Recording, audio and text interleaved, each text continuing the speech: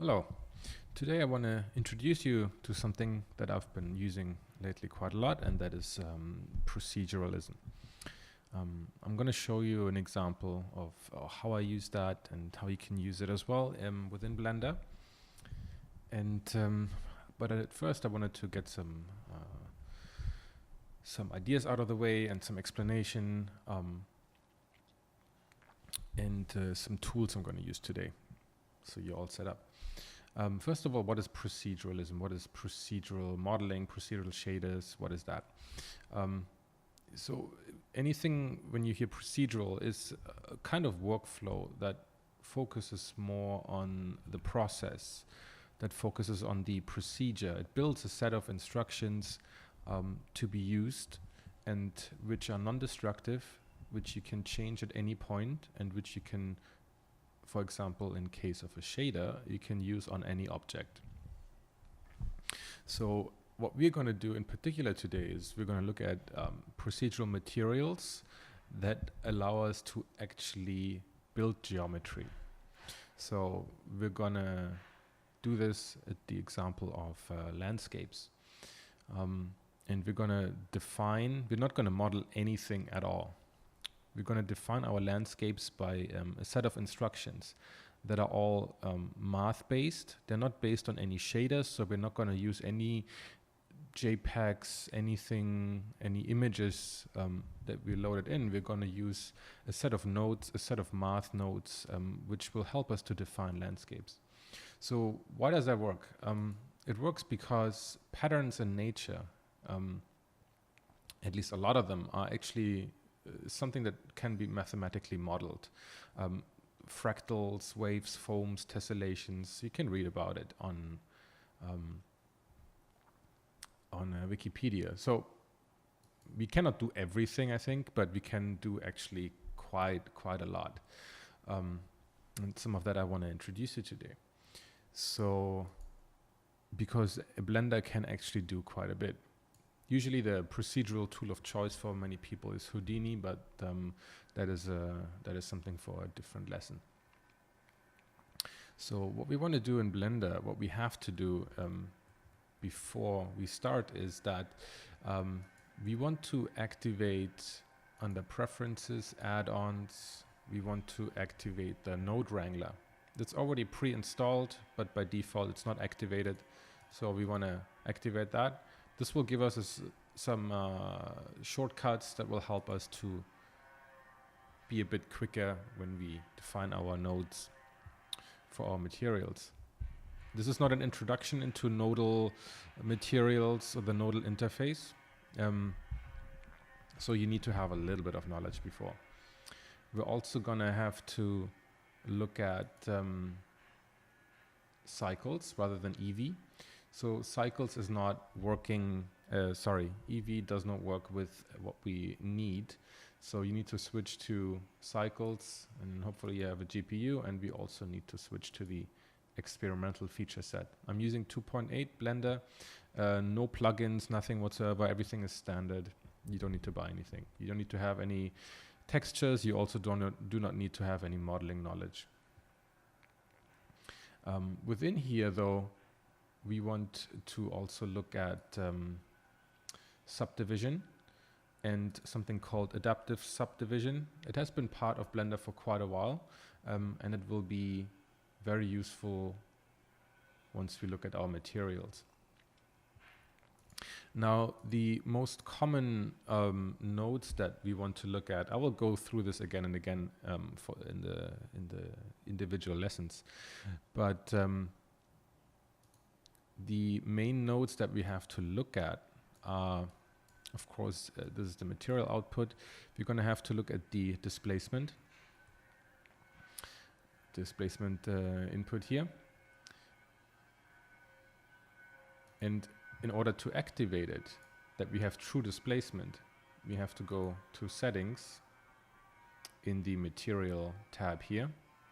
So once you're in your material, you go to the Material tab, you go here to Settings, and under Displacement, you turn that to Displacement only. By default, for every material, we have to do this. By default, it will be set to Bump only, but we want to set it to Displacement only. You can also say displacement and bump, but I heard there's still some crashes happening. But I never had any crashes with displacement only, and that's pretty good for us to use. So one thing we want to do is that familiarize ourselves with some nodes here.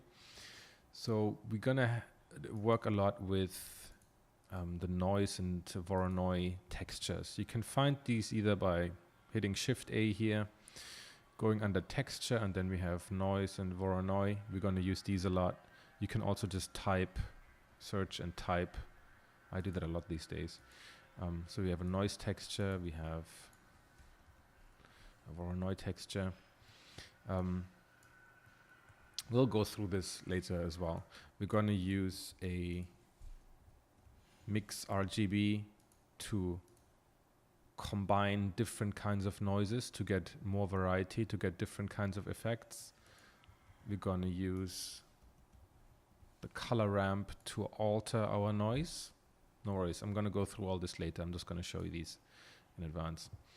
We're going to use, of course, the displacement, where we can plug our noise into and control the height and the patterns and everything, which will in the end go in here. We're also going to use, of course, the bump node, which goes into the normal here, and which will give us additional control over the surface of our landscapes. And also, we need a set of instructions of how these are being mapped onto our shaders, onto our geometry. And the node wrangler actually allows us to select this node and then press Control T. And immediately will give us the texture or coordinates to tell us how this will be mapped onto the geometry, and also the mapping node to allow us to scale it, rotate it, whatever we want to do. One good thing with the node wrangler is also that we want to constantly check our noise textures and what kind of patterns it generates. So by clicking that and then pressing Control Shift and clicking on it again, gives us immediately a viewer node and will let us view our noise isolated from everything else. So that's what the node wrangler is good for. It will also allow us to do other things, which we'll go to later.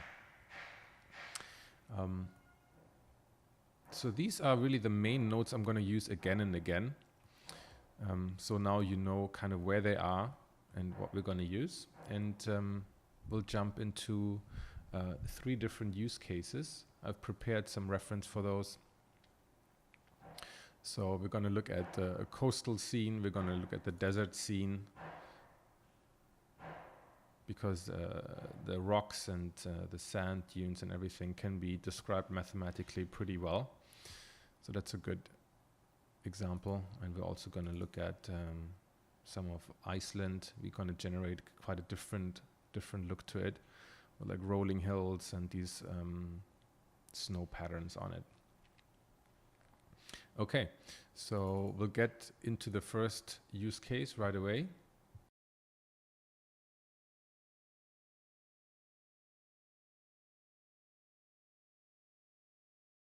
Okay, so the first example is going to be a desert scenario, a desert landscape I'm going to build. And of course, like with every project, we need reference. We need to take a look at what it actually looks like, what we need to build. And there's different kinds of deserts, so it's better if you have a good idea of what you want to do. So for myself, I thought it would be great to have these kind of rock formations, this kind of like mesa, like Southwest America, Grand Canyon kind of feeling, like Monument Valley, that kind of feeling I want to bring. And 2 items are here. 2 things I want to bring together. First of all, it's these kind of mountains that have this like slope that goes up and then go up really high vertically. We have that also here. So there's like a bit of a slope here. Here is less pronounced, but here also like a slope, and then it goes really straight up. These kind of rock formations I think that's pretty cool. and see how far we get with that. On the other hand, I also want to bring in some of like these traditional like sand dunes, because I think it's quite a nice contrast to have these like two very different landscape aspects together. So we're going to have like sandy, we're going to have these like peak slopes that curve, these like micro displacements here, these streaks, and a bit of like small noise, and then we have these strange looking mountains in the background, or even in the foreground, depending on where we want it. So there's a lot of really interesting things we can do. And that's what I want to focus on in the first one. So we have identified these two aspects that we want to model, and we'll have to do them separately. Okay, so now we're in Blender. Let's get started. First of all, we need a piece of geometry, and this is pretty much the only modeling we're really going to do here. So press Shift A and delete whatever you have in your viewport because we don't need it. We'll Shift A, Mesh, and we want to have a plane. We want to scale it up a little bit. I want to do that in edit mode so I can preserve my scale here. That can be a bit problematic once we apply our shaders. So make sure that this is 1. I press Tab to go to edit mode, or you can go through the drop down menu here. Excuse me. Then I can press S for scale, and I'll make it 10. Enter, press Tab again. So now I have this. Oh, sorry, I have to press Tab again. So I have to be in edit mode. I want to right click and I want to subdivide. I need some geometry that I can actually displace. The more geometry I have, the better, the more accurate the displacement can be. But I need at least have a little bit. If you have too much, then your computer is going to slow down drastically and you might not be able to render it in the end. So I'll do right click subdivide. They say 40 cuts. So that's what I have now. You can see. I also want to add a modifier. I select the object, go to this little wrench here, choose generate subdivision modifier.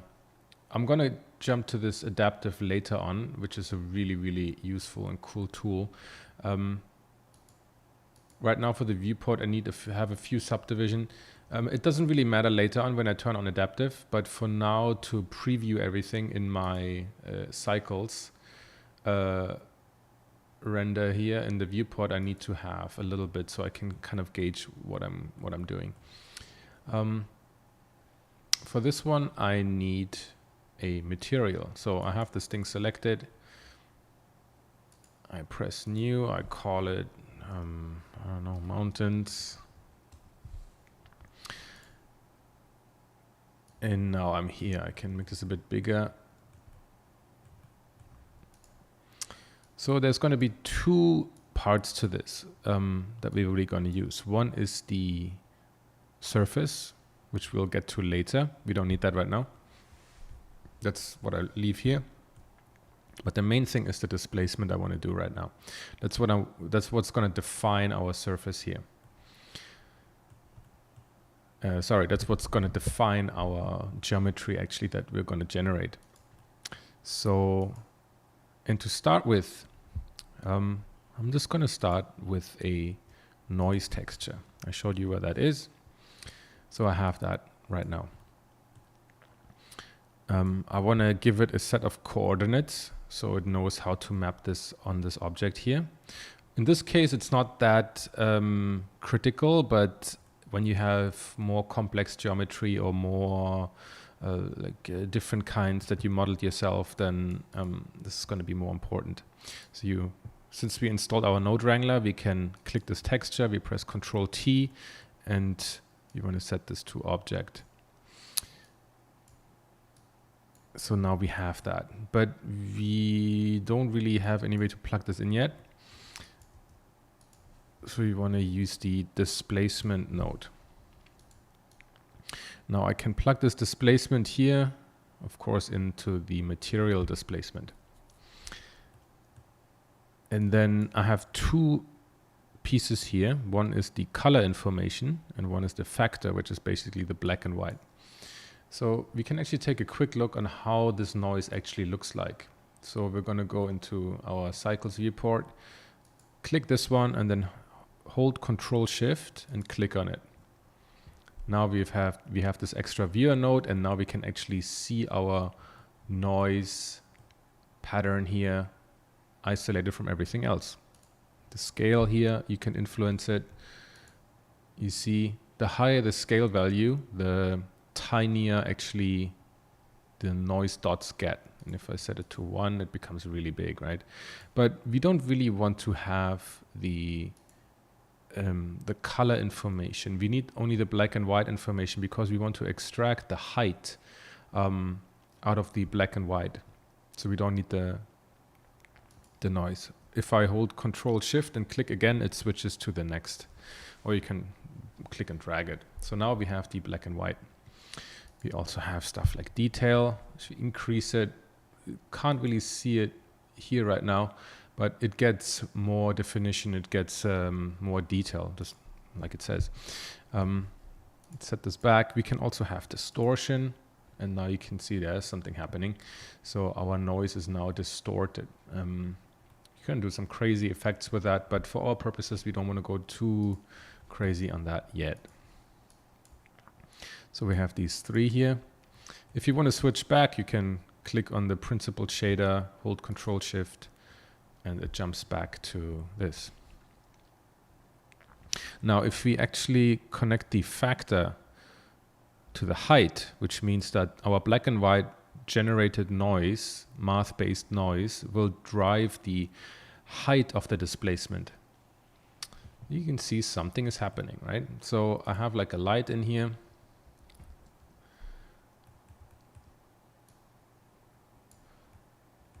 We can also quickly add maybe I want to have this to be a sunlight, and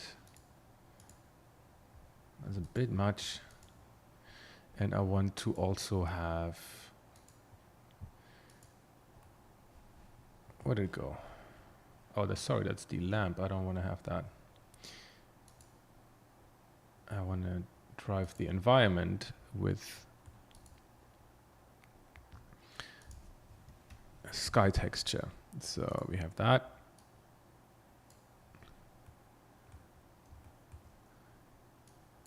Oh, I changed accidentally the lamp back to a point light, so I don't want to have that. Because we're dealing with landscape, so I want to have some natural light. So you see, like the noise is doing something. Let me change back to the object. It is doing something. There's something happening, right? But if we look at it actually, on the side, you can see that nothing is displaced. I mentioned that to you before, right? So we're in our mountain shader. We go to the material tab, and we actually need to activate displacement only, not only bump. We want to actually displace our surface. So now you can see here something's happening. Now we have a couple of additional controls here. We have, for example, the scale. So if you up the scale, crazy things are happening.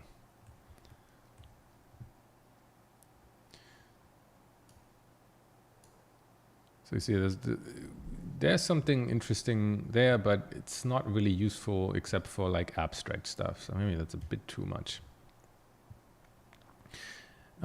Maybe 2 is good. So, but we need additional control because we have the scale here.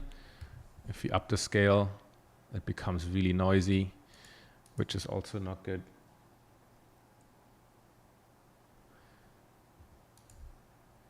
But we need to have some additional control here because we need to influence more of the height, and we want to influence it in different ways, partially and based on different patterns. So what we can do is actually the color ramp.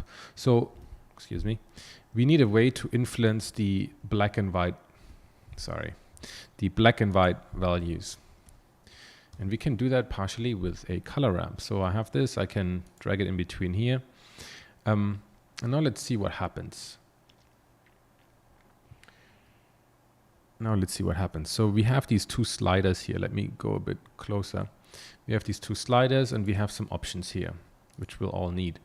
So we have a white and a black slider, kind of like the levels adjustment in Photoshop.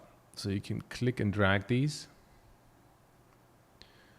And it seems like for now nothing is happening, but if we keep on cutting off our black value, you will see there will be a point. Now you can see it where we're actually getting these this plateau, this valley in between here. So what happens is that this is going to give us values from I think -1 to 1. And it's going to map everything from black to white in this range. And this is basically a way to remap our values. So I'm telling it that it should pretty much cut off the bottom 50% and just don't display it.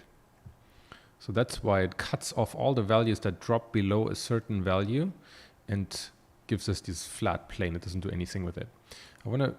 It's sunk a little bit, so I want to change the mid-level so it goes up again. So now you can see we have these flat plateaus, and that's kind of now it's looking actually a lot more like mountains.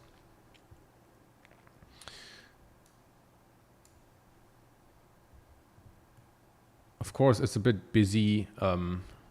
Sorry, I need to go over there so I have the shadow in there, and you can better see it. So now we have something that looks kind of like mountains, but it looks very artificial. It looks like very artsy, not really like realistic. So now we need to actually play a little bit with our noise patterns. We can combine them, we can mix them, we can also play with the color ramps and add more of them.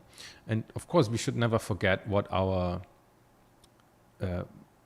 rocks look like, right? So we should always refer back to it to make sure that we achieve what we want. So it's like we have flat planes, it goes up and it's flat on the top as well. So what does that mean for our thing? That also means that we kind of have to cut off the top as well. So what happens if we cut off the top? Actually, not the right thing. It elevates it. But now, at a certain point, our rocks are getting cut off on the top, which is great. So that's kind of what we want to achieve here. And the closer we get, the less this range gets and the steeper these rocks will get. You also have different ways of using this curve. So in case you want to use maybe constant, see what happens. So now there's constant value and it's just going to be cut off at once. And that's why you get these choppy things here. Maybe there's other ones that give you different kind of gradients. So this is very soft, as you see here. Cardinal is something a bit sharper. So there's many different ones. Ease is kind of like, yeah, like you said, it's kind of gives you like more like an easing here at the top and the bottom, which is actually quite nice. And of course, we can also add additional points. So now it kind of gave me a gray tone in between here, which you can also, if you click on it, you can influence that. So when you change that, it will influence how this gradation goes here. And then we can push it back and forth, and you can add as many as you want, as many as you feel like. But seems like we're kind of getting this like very steep slope, and we have a bit of a easing effect top and bottom, which is great. But again, this does not look natural by any means. So what we can do is we can mix in different kinds of noises, and we can also mix the same noise as well. So of course I've done this a couple of times, and I've dialed in the scale and the detail and the distortion for everything I need. So that has been done by trial and error. And maybe the result that I'm getting here, because I've done this a couple of times, might look slightly different than the final renders, but it has been done the exact same way. So one thing I have actually is that that I can actually use this texture here, and I can duplicate it and mix it with itself and choose different values. So one way you can do that is by, of course, Shift D, but Node Wrangler always also gives us the options to press Control Shift D, and it's one less click to do because it keeps the connection here, which is great. So let's see, if we mix these together, what can we do? We need the mix RGB. Basically, what this means, I want to get more randomness into my into this scene, and I want to have more control over where these rocks are and where they are not. So if we actually mix these together, so I have a mix factor, which can be a different kind of texture again, and I have a bottom and a top and a bottom input. And with the factor, I can also manually say how I want to have it mixed. So if I pull this all the way to the left, it will give 100% visibility to the top input. If I push it all the way to the right, it will give 100% to the bottom input. For now, I can also set it just like Photoshop. It will add, based on math, these two textures differently together, and I'm going to use that as well. So you see, you have the same one, dodge, screen, lighten, overlay. You have all the same things you have in Photoshop, and it works the same way. So let's mix these together. But since these two have the same settings, of course, it would look exactly the same. So, but now I can actually play with those settings here. Let's mix these a little bit. So again, I have tried this many times. Let's see what we get here. So now we have made different values. And now if we, let's say, favor the bottom one, now it's 100%. It looks like the previous one we had. If I move it over here, it's going to look 100% craziness because I've changed the values so significantly.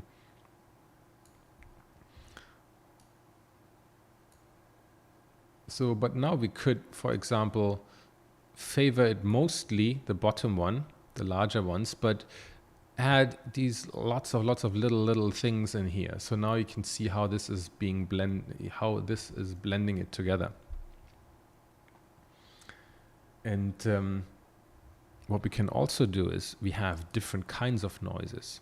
So what we need is that the noise texture is always giving a very noisy kind of feel to it, therefore the name. But we have also different noise that can give us maybe larger chunks that we can then displace further with the noise. And one of those is actually the Voronoi texture. We can use it here. We can use our same coordinates since we have the same object. And then we can mix that together again. So we have, again, Shift D, pull it up. Need to make a bit of space. This is going to get a bit complicated because we're going to wire up everything right and left and up and down. Here, the surface we actually don't need right now, right? We want to focus on the geometry. So I want to mix these two together. And again, I can mix and match like however I want. So I can use this, and I can my already pre-mixed noise in here. I have the factor here, which I need to change a little bit. And I haven't hooked it up yet, so you don't see anything yet. But once we hook that up, even crazier things are happening. So there's also different kinds of things you can use, intensity, all these things have different mathematical models behind it. I don't honestly know exactly the math behind every one of these. I don't even know the math behind any one of these, pick and choose and see what happens, right? Because we can see what the Voronoi texture does by shift control, and you see that's what's happening here, and that's quite crazy already. Of course, we have the displacement in here, so if we cut that off, you can see this is what the Voronoi texture is doing. It creates a different kind of pattern.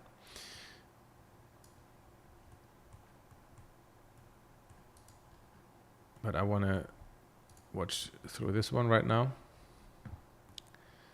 So it gives me again a different kind of look, a different kind of randomness. So I had to take a slight detour here and had to disconnect some of them because I realized that I'm trying to reverse engineer this for the nth time, and I made a little mistake. So I told you that maybe use the object texture coordinates, but you can also use UV or generated. So in the demo I prepared, I actually used generated instead of object, but you can use any one of them. You just need to adjust the values.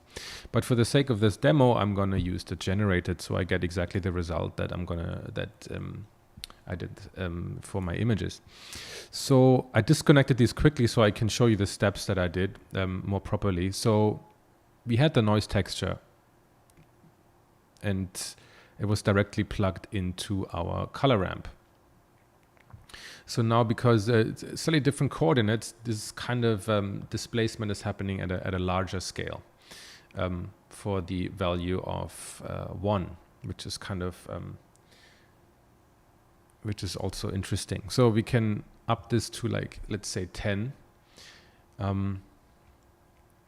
And now this looks a little bit different than from the object mapping before. But now we want to mix, of course, our things in. So now you see it's mixed 50% with kind of like this light gray, which lowers everything down. But of course, we don't want to mix it with light gray. We want to mix it with a different kind of noise. And now it's looking even more different, but we're getting a lot closer to the kind of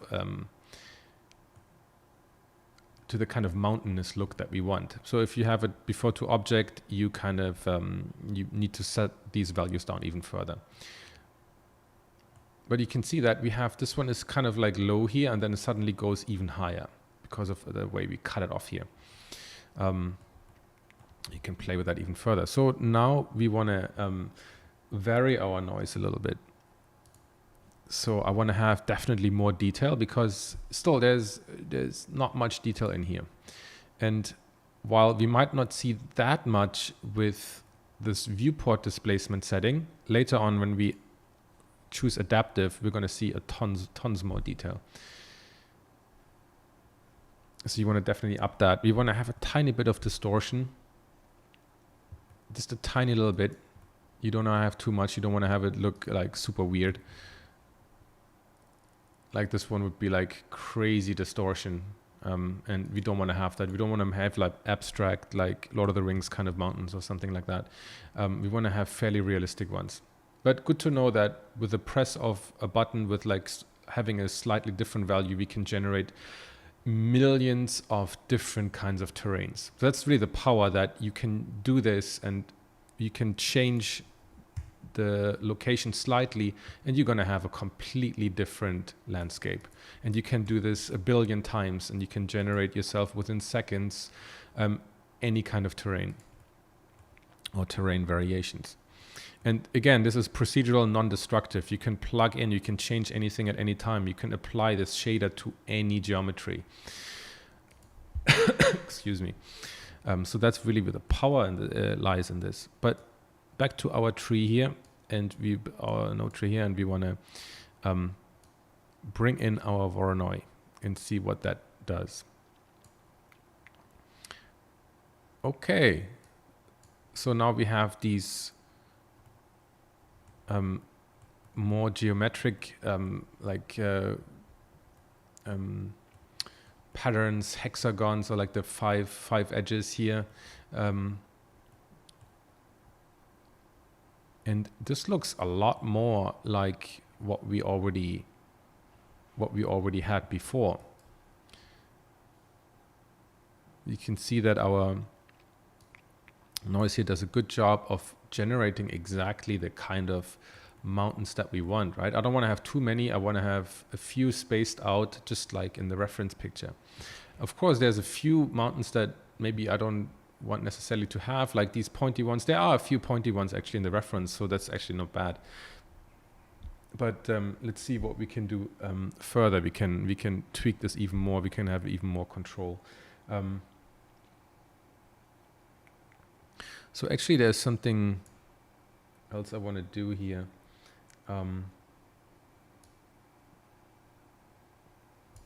Let's see if we experiment and cut a few things off.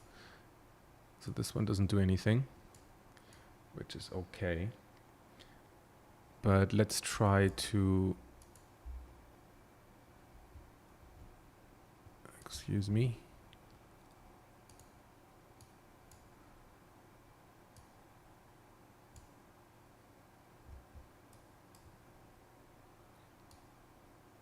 There's always room for experimentation, so don't be afraid to play around with it. And we also want to play a little bit with the kind of modes. So if you, I hope you can see that here. If we change this from a pure mix to, you see it's quite flat, but once we actually choose something like overlay, which is always useful, you can see that we're getting a bit more definition in these sides of the mountain, which is exactly what I want to have. And we can also play with the factor. Let's see what this does.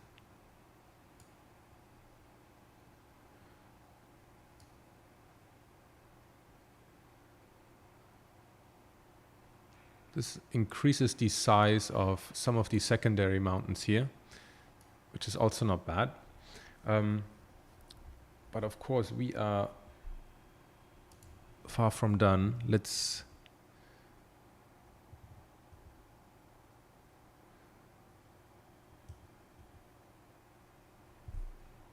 I want to push these other mountains down a little bit so that our big mountains are a bit more prominent. And I can do that by increasing the scale and detail of this part here. So that looks pretty good already. So we have a lot of definition in these sides here, the sides of the mountain. We have the overall basic shape of these mountains. The bottom is a bit flat. We need to get to that. Also, the top is very flat. We have to change that. So we need to bring additional definition into that. And we can do that by influencing these regions here.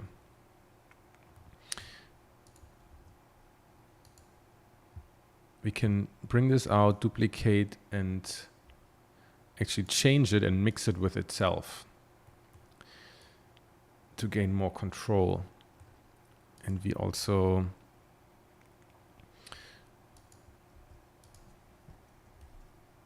let's mix it again together. Let's see what happens here. So if we mix this with white again, it's going to get lower.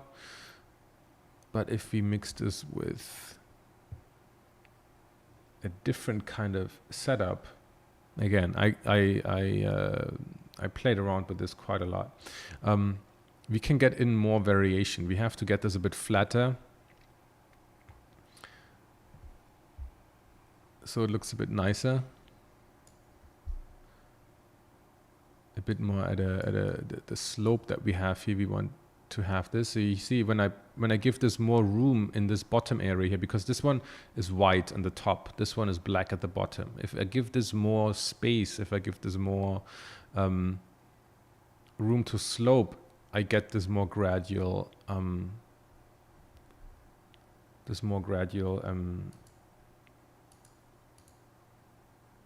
fall off here, which is exactly what I want to get the result that I need. So let's try a few different things here. Again, played around with it a lot to get exactly the result I want. And again, you can pull these out. It doesn't have to go black to white. It can go black to white to somewhere gray again. And if you see here now, sorry, where did it go here? So here on our top here, you see now we have like a dent in our top by introducing a grayish color. So we went to the peak here and then we went down again. And so we can give variation to this top part here. Can get it a bit up again. And right now we're a little bit limited by the viewport displacement, but later on we're gonna have a lot of detail in here. You see there's a little bump in there again. Can add another one. If we want to have, depending on where you want to have your camera, if you want to have your camera down here, then it doesn't really matter. But if you want to have a top shot as well, then we need to have a bit of definition in this. Let's make this like almost white again. So now we have a bit of up and down on top of here.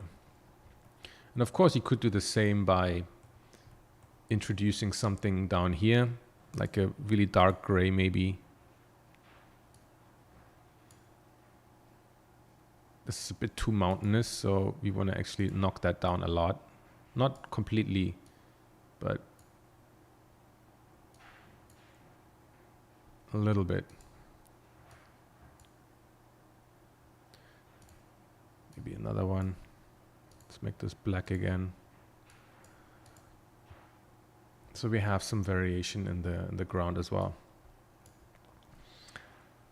And we can also change the mode here. I think for this one I chose multiply, or let's see what overlay does. Doesn't change much.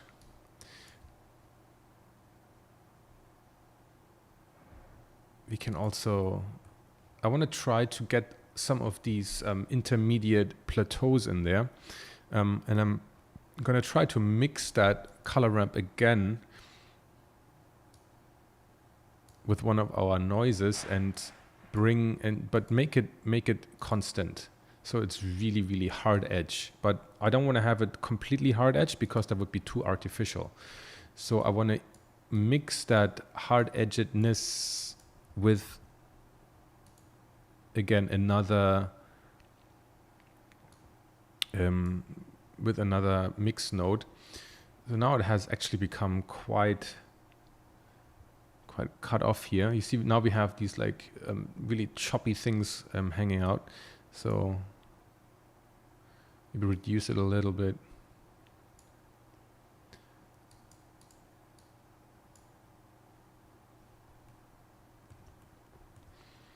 So that these are not too harsh.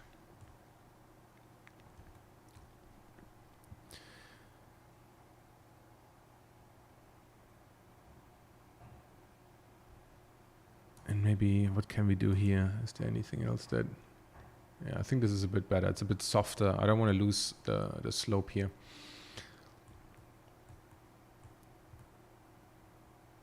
So if we place our camera a little bit,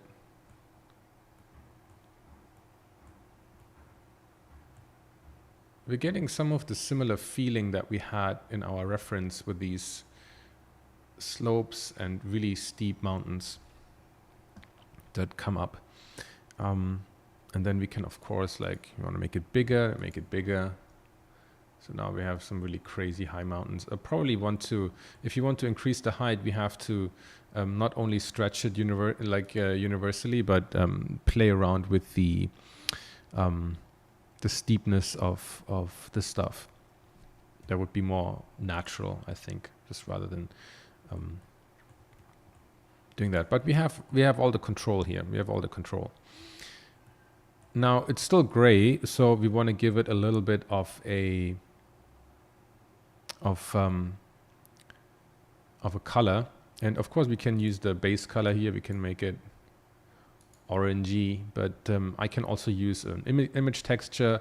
But we want to try to do here everything based on our procedural node setup, so we don't actually need any. And we can get a bit of variation again by using another noise texture, because the noise can also help to drive our color and even our roughness and everything. So The ground, you know, we're going to use a lot of the, we're going to build our sand dunes. And for that, I don't need to care really about what's exactly on here on the ground, why, like when it's so flat. I want to have these little things poke out, which is great. And of course the large mountains that poke out, but the rest I don't need to care about right now. If I plug in the color here, you see everything is like super funky psychedelic. If I plug in the factor, it's going to be black and white. But so how can I now drive a noise texture within how can the noise texture help drive our color? So we can do that again by a mix RGB. But this time I want actually the mix RGB. I can mix two colors together, basically, maybe like a dark brown, and maybe something brighter. But right now it's mixed 50-50 evenly, so I'm getting a value that's kind of like in between these two, which I don't want. But I can have the noise texture actually drive the mix. So the way it's mixed is now driven by the noise texture. So you can see I'm getting darker patches and I'm getting brighter patches. If I now up the scale, I'm going to have more different, like the frequency of the mix is a lot higher now. And while it looks awful if you look at it like this, but again, we're going to hide it, you can get some interesting results by on here. Once we have more geometry, it's going to be more pronounced. We can also have the this node drive the roughness. So I can have you can see how it's going to consider black and white, of course. So this would have to be like white and this would have to be black. And then now you can see how I can drive, how the black and white can drive different kinds of roughness. And of course this should be 0 saturation, so I have more control over it.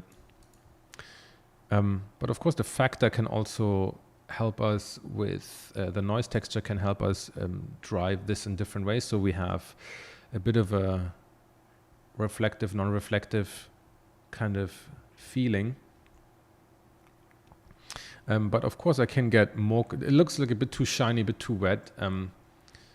This is where another color ramp can help us to define that. You can see there's something happening. I want to drive both of these with the same noise texture. So now we can actually have like patches of wetness. I don't want to have necessarily a wet, what do you call it, desert, but I want to have just a bit of variety in here.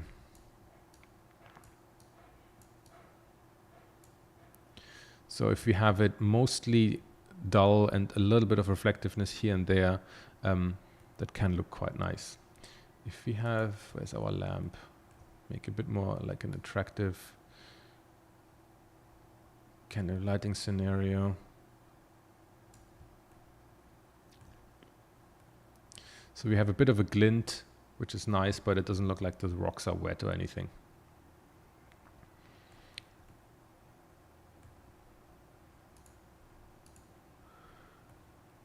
And for some final detail, what we can also do is we can introduce a bump map. So we can plug that into the normal. Of course, nothing drives it right now, but for that we need another noise texture. And I can just reuse this one.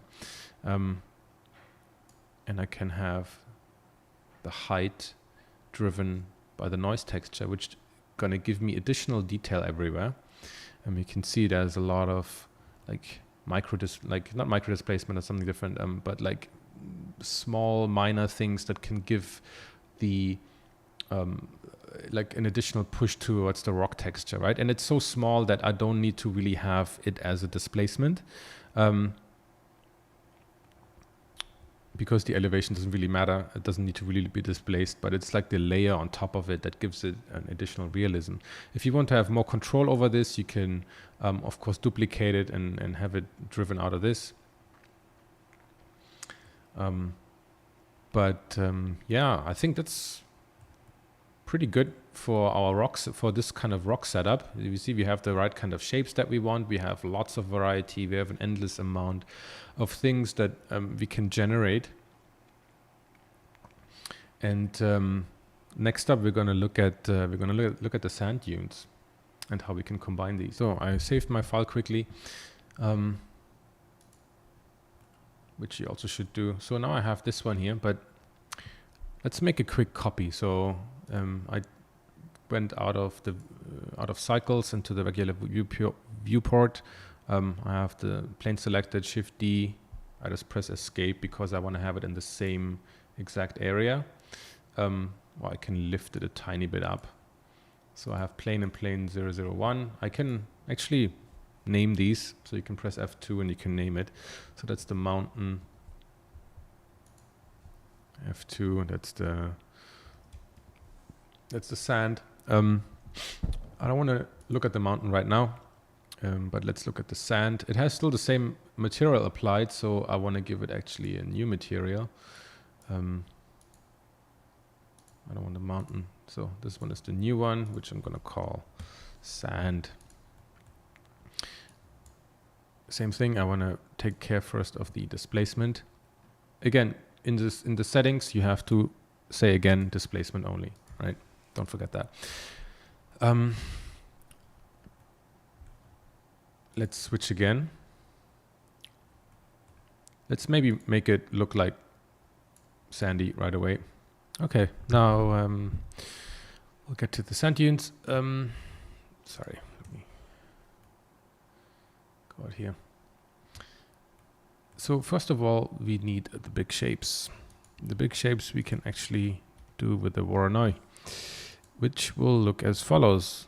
Let's get some coordinates and let's plug the factor into the height. And well, it looks already quite like sand dunes. If you look at it, it's of course a bit too perfect, and the main issue is that these lines are very straight.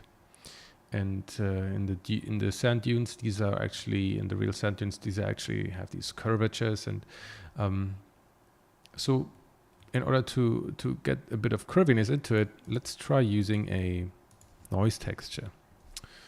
However, if we combine these,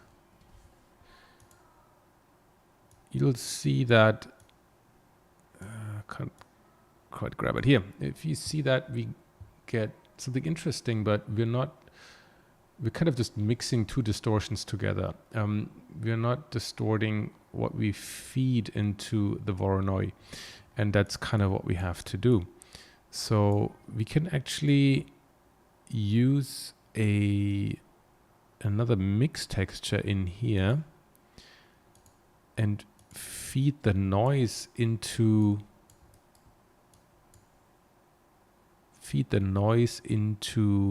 the coordinates. Sorry, not feed the noise to the coordinates, but we're mixing the coordinates with noise, so that the Voronoi actually gets distorted information. We can play around with that. That's maybe a bit too much. That's pretty cool. Maybe tiny bit more. So here's something interesting is going on. So now we're giving the Voronoi texture something that is distorted already. We can play around with the settings and we get something really interesting. It's maybe too much detail. That is cool. So that looks already pretty interesting. If you go down here, that looks very much like kind of sand dunes. Maybe we can change this a bit. I like to use like overlay or like soft light. Similar stuff to what you have in Photoshop. So this looks already pretty cool. And now we have like distorted Voronoi information. And this is currently fed through a mix. Don't know if I want to do that, but I have to mix this anyway. So one thing that I want to do is probably add more noise in certain areas, and I also need to add these. It has this streakiness.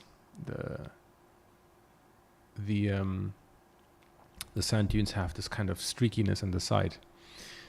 If you look at the reference, so we can maybe get that using the same kind of texture.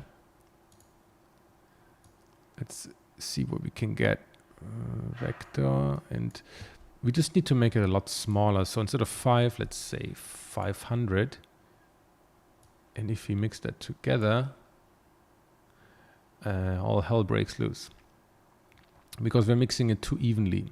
If you like mix it with if we blend it more nicely together, you can see that there are certain areas which are affected more and others which are affected less. If we dial this now down, I'm going to give the preference to this one, the first one, by sliding this over a lot. Because the second Voronoi texture, the one with the detail, should not be as prominent as the other one. So this Voronoi now is giving me all these things on the top of these peaks, which actually makes sense, because that's where you usually find them. However, it's too. I don't want to have these like bubbles. I want to have long streaks, and these I can add another mapping node to modify the length of it. So if I stretch it in one dimension, I can get these. I can actually stretch this. So maybe a bit more. So now I have something like streaks. You see, it stretches here and there. It stretches here and there. Let's try a couple of different modes.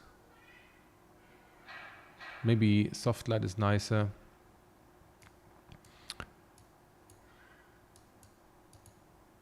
So that's already quite interesting. So we have the big shapes and we have the small shape, but maybe we can add something else in as well.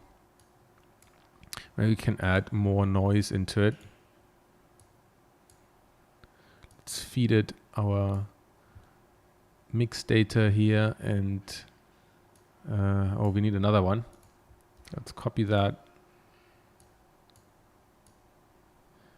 Maybe I want to. No, I need to copy it in here. Plug it in here. Come on.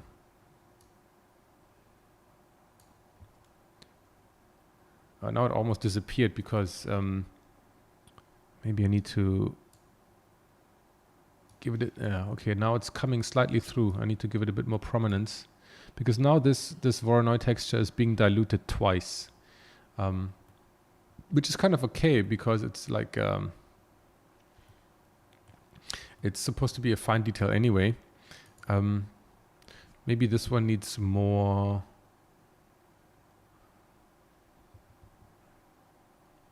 detail. Yeah, so again, it's a very, very, very simple, straightforward kind of idea of having the big shapes and then smaller detail on top of it. And of course, it's supposed to be less prominent.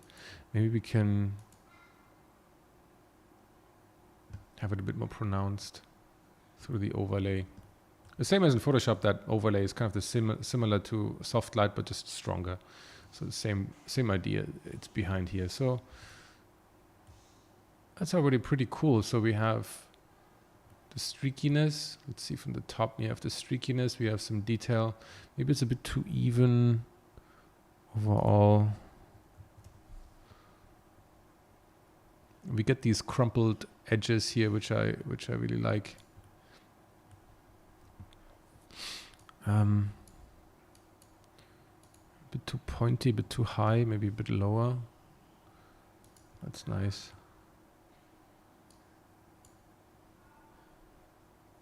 What if we... You can, there's a bit too much detail. Or less detail, maybe less distortion. Maybe 1.5. So you can play around with that. You can also plug in different mappings here for slightly different results, but that doesn't really matter that much. You can also play with the location scale to get very different results. What if you give less prominence to the distortion? Maybe that gives a bit more even looking result. Like it highlights a bit more the Voronoi texture, but it gets rid of the very gnarly looking details here and there. Maybe that is fine. What happens if we change that? It's too bumpy. We want to have streakiness, long streaks. What if I change it in this direction?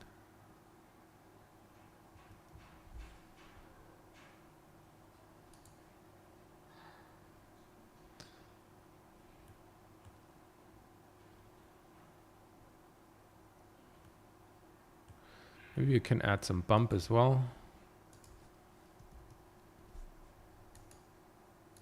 Plug that in here. Let's get some... can I plug this one in here? Let's try that. Put that in the height.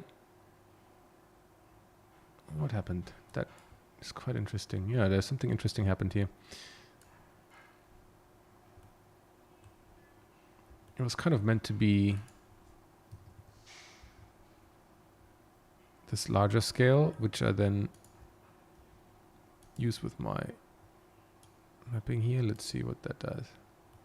Yeah, that's interesting. Let's cut it off and see what happens. Yeah, it definitely gives another, I think, level of detail there. What if I cut this off? Yeah, it gives a bit of streakiness. So we can kind of find a midway between these two, because the effect's supposed to be quite subtle, or as subtle as you want it to be.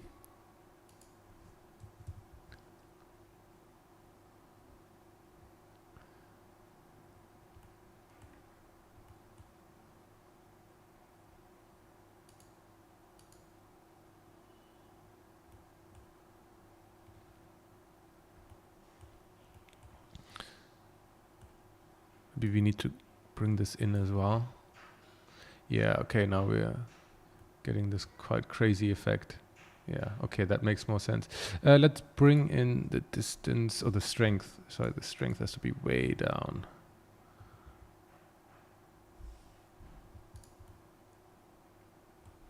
Maybe that can give an additional level of detail.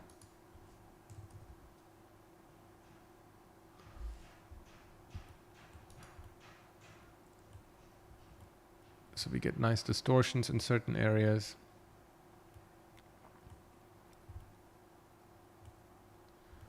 In plain areas, and in plain detail in other areas.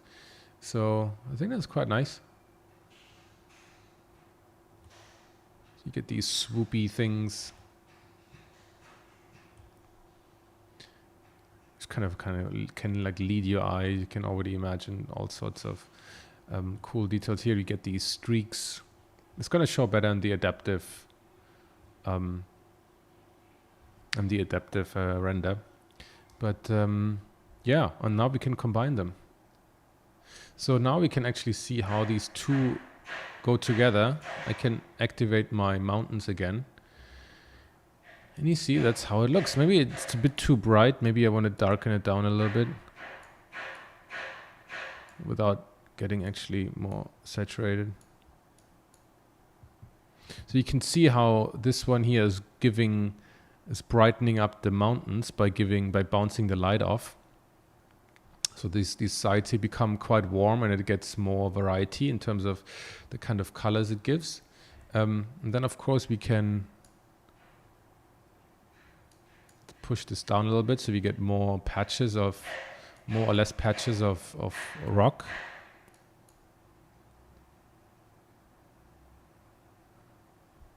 depending on how much you want.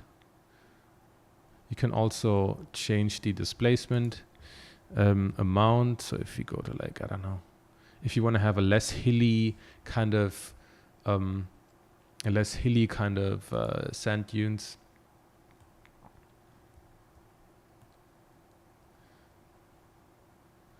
So now we have a very nice landscape here with lots of sand. And of course this is, oh, I'm sorry, I'm moving the mountains, which is not what I want. I want to move the sand up, so we can do that by using this. So now we have a really cool desert landscape. And again, I can save, of course. You can generate an infinite amount, and you have full control over every aspect of this. So now there's our lamp. We make it a bit more moody. We want to have longer shadows.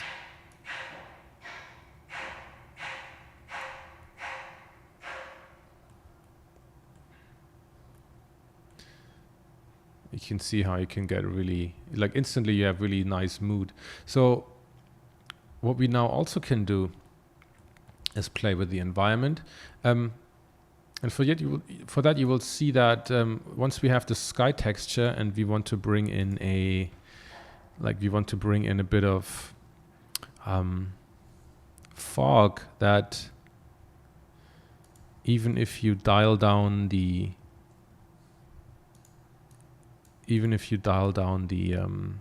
density, everything instantly turns black.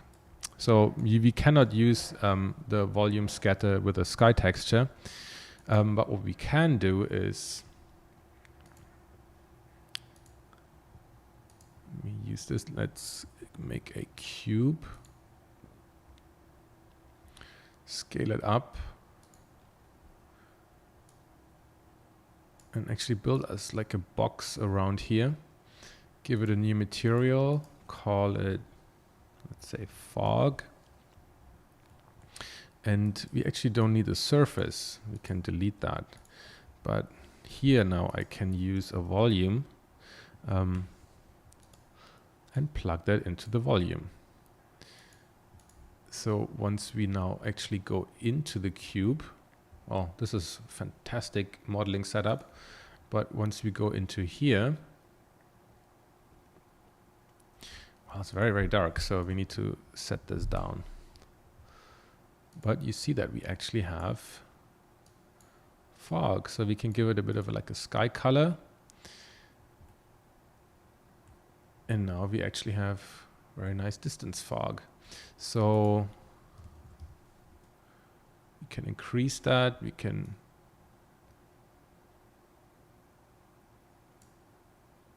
actually have like our sun here.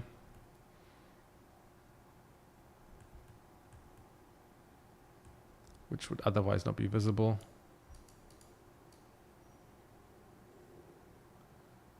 So you see how it reacts with the light. It was very cool. So we can get very atmospheric shots here pretty quickly. And we can do even more. We can plug in a noise, and we can have the noise well, that's interesting. But we can do, give me 1 second. We can have the noise, of course, also drive the density. And this is insane. That is like super sandstorm. That's pretty cool already. But if we try to control the noise a bit more, again, with our trusty color ramp, and it becomes a bit sluggish. I wonder why. Come on.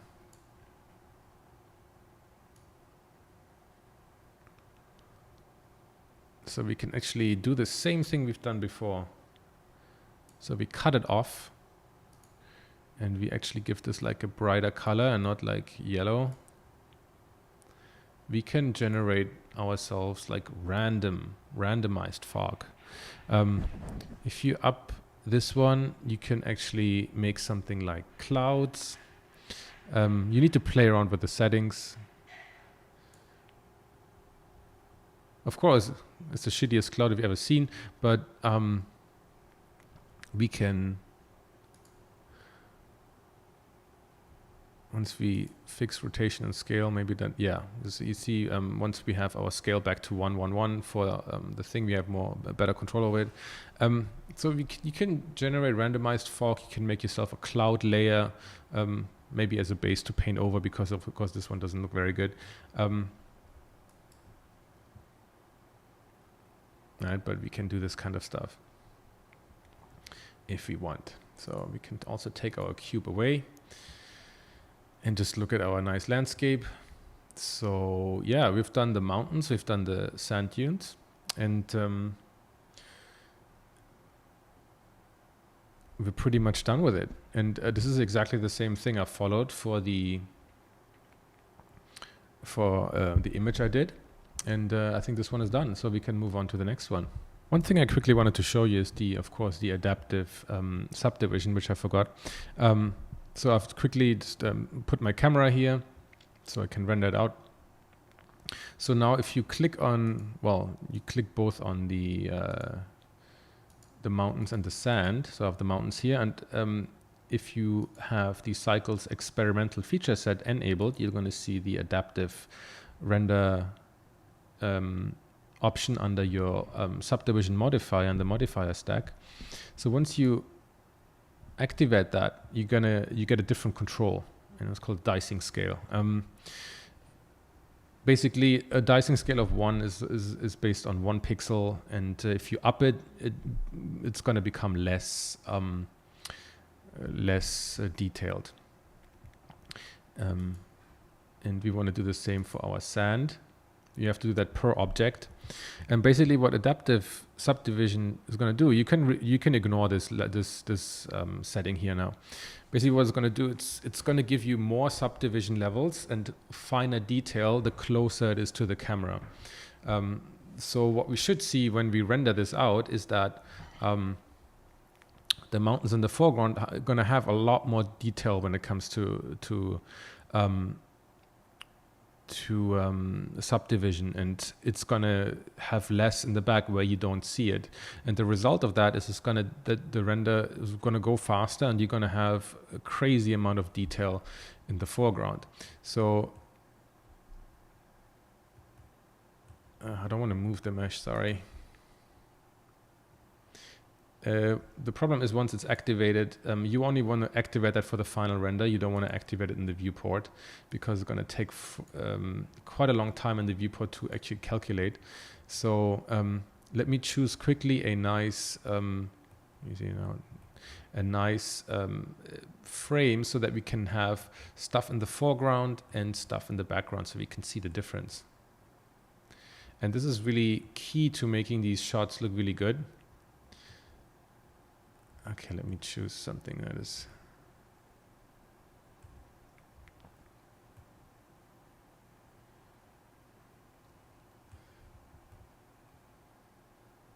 maybe something like this. Okay, so now I'll save it, I'll turn this off, I click on adaptive, and we do a quick render.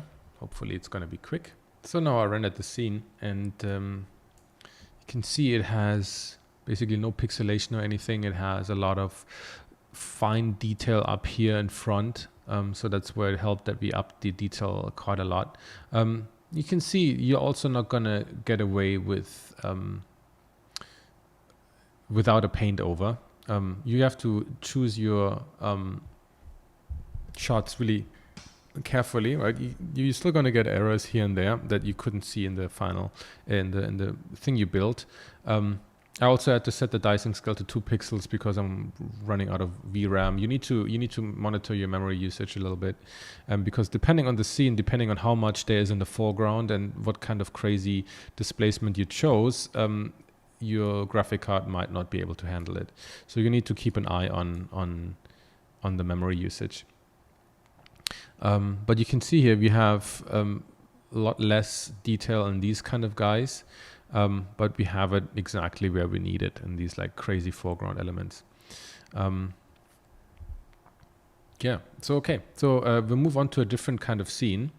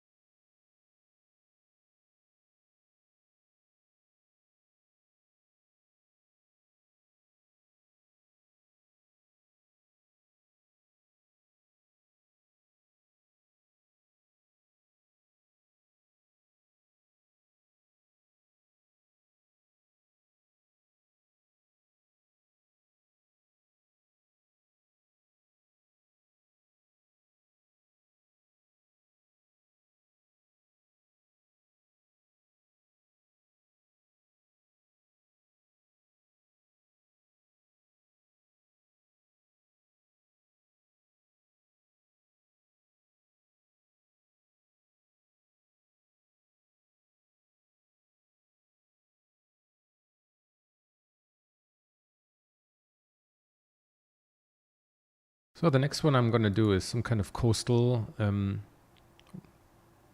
area, rocky coast. So I'm going to go after this kind of feel, this kind of image. So we have actually 4 distinct different materials here which we all can build. So we're going to have the water, which I'm not going to spend so much time on it. I'm going to use like a generic kind of water and then paint it in.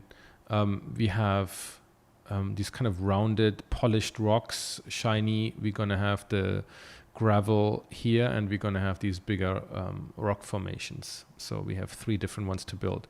And we can get started right away. So I already made like 2 planes here. This is the water, which I'm going to use. Again, it's the same plane as before, just duplicated. Already made new materials. And apologies, I have to disable the adaptive stuff first, so I can actually preview this properly. Okay, so I want to just have like a simple glossy shader for this. Of course, right now we don't see much. The roughness I want to have really high, really reflective. But of course I can use I can use a displacement again.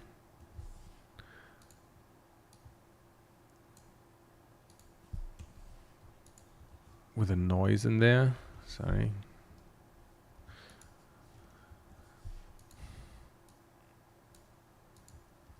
Control T, and now we have a little bit of a watery surface. Of course, the scale is a bit off, so I want to change that to some values I played around with.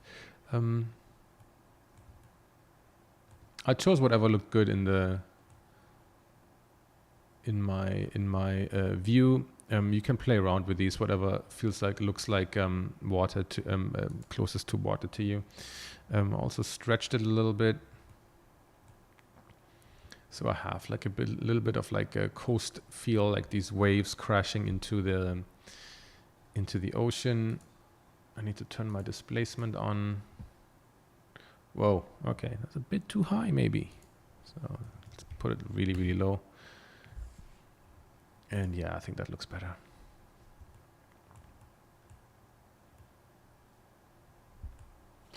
Okay, and that's really all for the water. So now I want to actually move on to the rocks, turn my displacement on. And we want to have these kind of like shiny, upside down rock kind of thingies. And for that one, let me turn off the water for a second so I can see my plane. For that one, I want to use a Voronoi texture, but as you remember, it kind of gives me this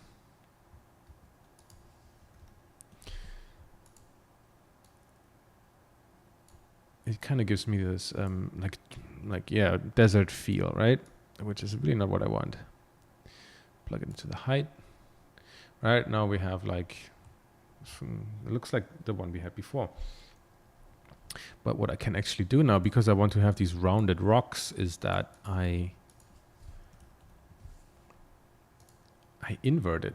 So now I have these like rounded thingies that look like idyllic, very, very round, very perfect kind of hills.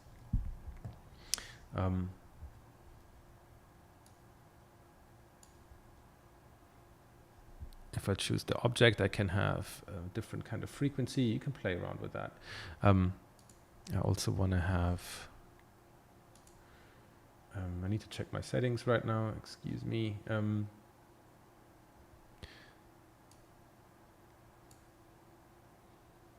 need to see what works best here. What I actually made before. Okay. So again, you can play with all of these around, right? We're not sticklers for anything in particular. Whatever you feel like looks best. In this case, I actually used the UV because it just feels like it works the best with this kind of scale. So now I have these beautiful little round things. And it's already the first step towards having these round, shiny rocks, because they're predominantly round. But of course, we need to introduce our favorite of all, our noise.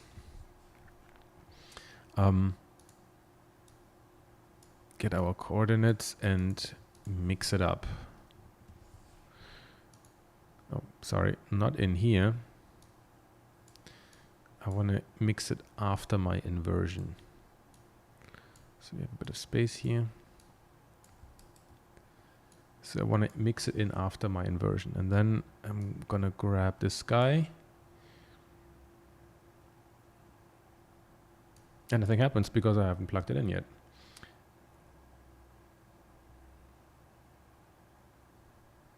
So we want to bring this in here. Okay. So slowly we're getting there. We need maybe a higher frequency. Okay, yeah.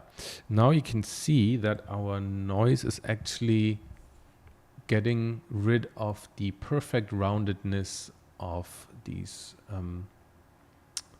what is soon to be rocks. So you can see there has like these dents in here, these bubbles, which is perfect, but we're not done yet. We want to mix this further. So we're gonna take actually like shift click these, control shift D. So we pulling these out here, disconnect this one, but this one goes in here. So we just keep on mixing, connect this up, creating more randomness, but we want to have a different kind of randomness. Oh, sorry, actually, this was wrong. I was actually plugging in another Voronoi. This is getting a bit confusing. So let's plug these in. And this gives us the option to crackle things up a little bit. So yeah, what I wanted to bring in actually with this node is that it's predominantly round, but it also has some sharper edges here. So that's the overall shape is round, but then it has these like creases, these edges, and this undulation, this like up and down, up and down. This is kind of what I wanted to bring in with that. So we have the roundness, we have these sharp edges. I want to adjust the scale a little bit. Because I don't want to have it too pronounced, but you can play around with that depending on how you like your rocks. You can also play with these settings again, but I think mix was fine for this one. So now we have these rocks. A lot will be driven through the bump map, but we can bring in a couple of more variations and bring it closer. Again, lots of trial and error. I need a color ramp, of course, as usual. And of course, I want to mix that guy with, mix it again. Not a mix shader, but like a mix node. And I want to mix that with another noise. Shift D, another noise. Get it some coordinates.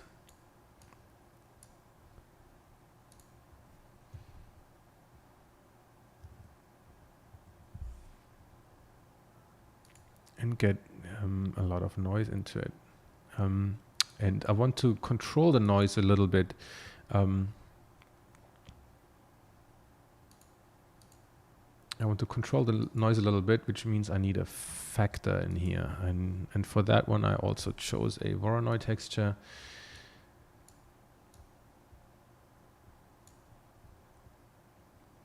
So that you see I get the noise in certain areas. You can also choose a noise texture for that, whatever you feel like is best for this one.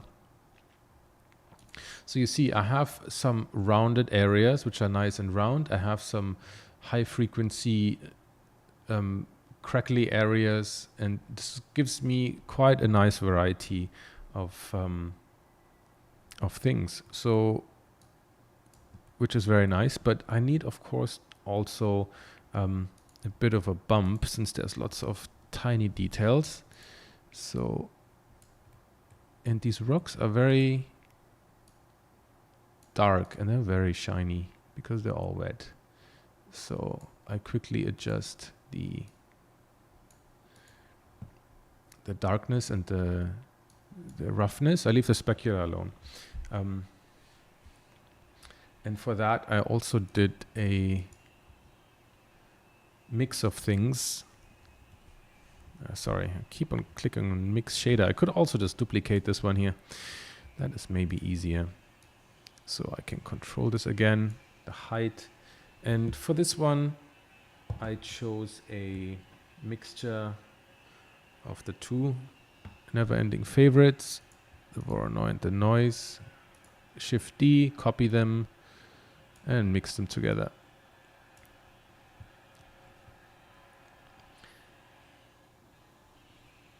I had a little bit of really high frequency detail, and you see what happened here. Maybe we're getting a little bit into a more artistic kind of interpretation of it, but which is totally fine.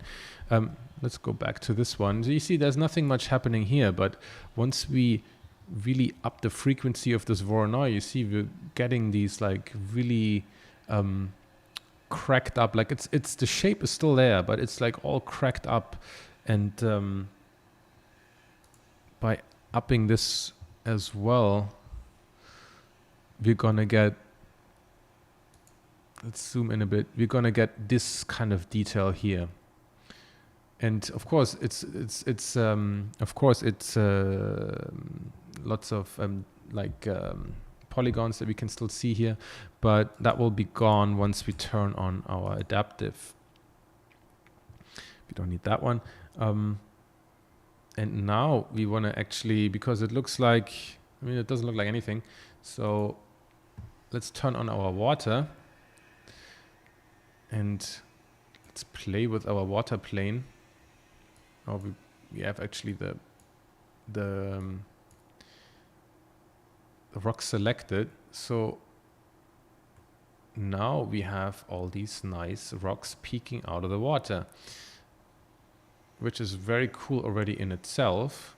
And it's very shiny and kind of fits exactly the bill of what we want to do. But of course we have two more of these to do. So let's quickly save. I have the rocks selected and I want to kind of, I shift D, drag it, and then this is going to be, press F2, this is going to be my small rocks. New material.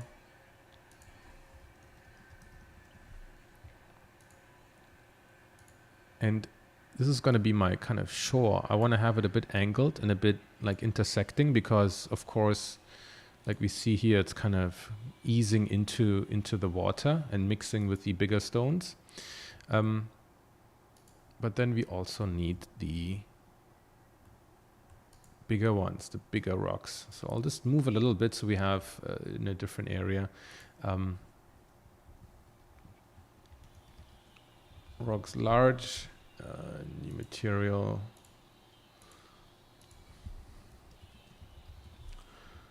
Get rid of the other one. Okay, and so now I have actually everything set up. The small rocks will be a bit of a problem because they're going to be only visible during the adaptive one, so you kind of have to trust me on that. But the setup for that one is really fairly easy. Way easier than for the other stuff.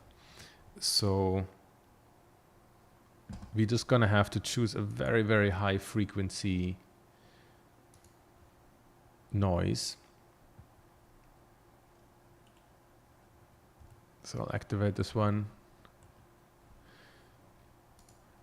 We have our small rocks here. And then we will need another. We're actually going to do it similarly to this one, to the medium rocks. because at first I need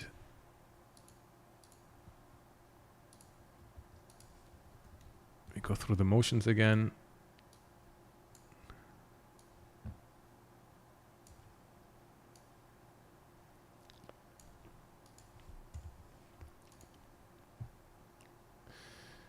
We need our little tiny noise again, and for that one we're going to build it the same way. So I'm going to do an inversion here and mix it with a noise texture.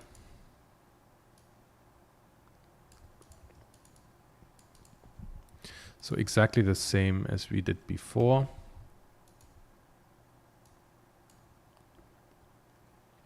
So we get this like wobbliness. We're gonna choose a color ramp. So I'm just basically doing the same as I did before.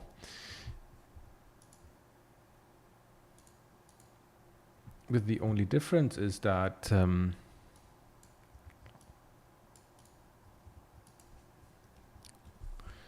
with the only difference being oh, sorry, this is not supposed to be. That's pretty cool though, right? Do you see? You plug in a different thing and you get alien landscape. Isn't that cool? So these are endlessly configurable and changeable, and you plug in one different node and it's going to look completely different, right?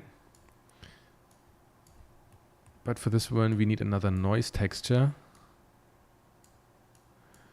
And then mix these together. That's exactly the same steps as the last time. So we have all this variety, but for this one now we need to really, really up the scale.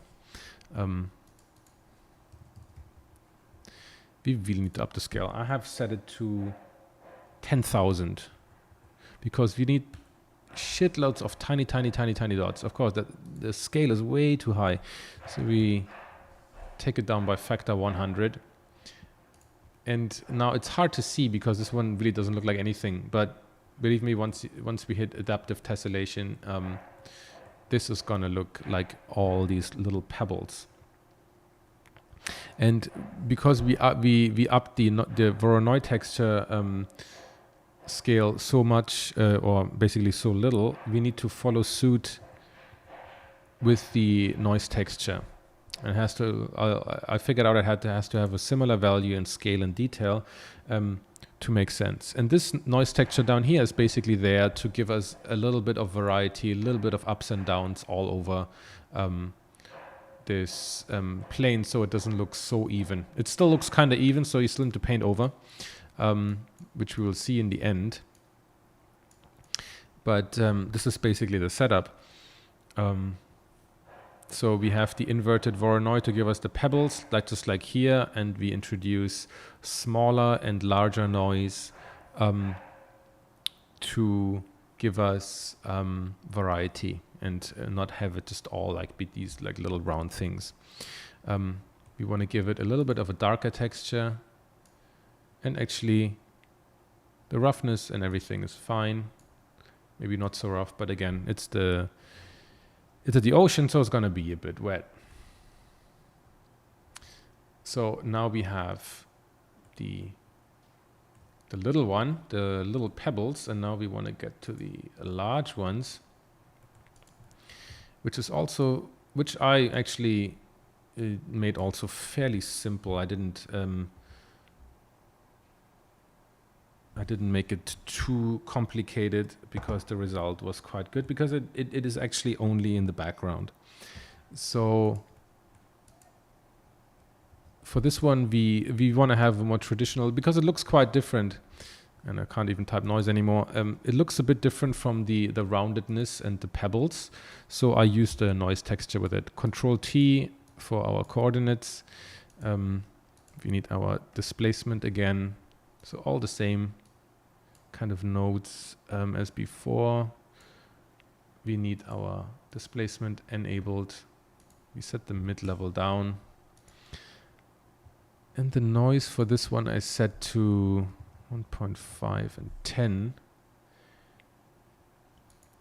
But of course this thing is kind of hovering. We need to go back to introduce our color ramp to cut off our bottom.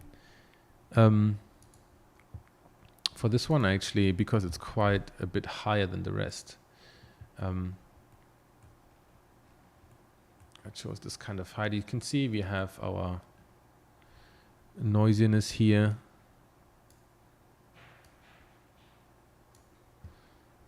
I changed to UV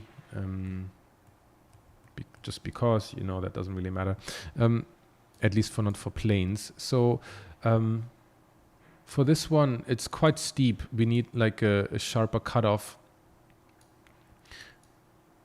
Let's see where we are with this one. Let's give it the kind of feeling that we want. This cutoff, this more pronounced steep cutoff that we know from our previous exercise.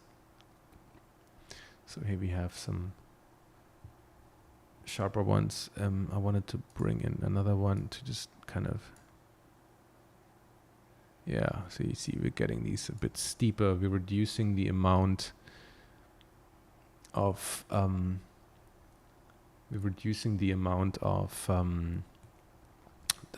the values that are available, so it becomes steeper, the values in between here.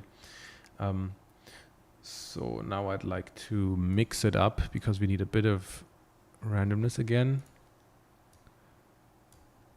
Shift D or Control Shift D. I want to have another color ramp. Another color ramp. Plug it in. I need a mix node.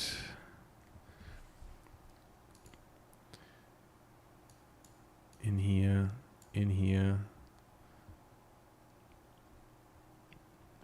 And I set it to soft light. You can set it to something else if you want. I just felt like soft light in this case was actually working pretty well. Again, you can play around with these settings as much as you want to get you exactly the kind of distribution you want. I just found it was kind of okay for me here, so I wanted to get a bit of variety in here. Here you go.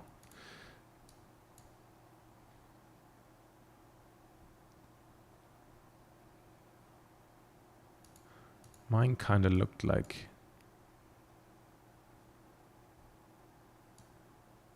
for some reason mine looked like this. It was working well for me, so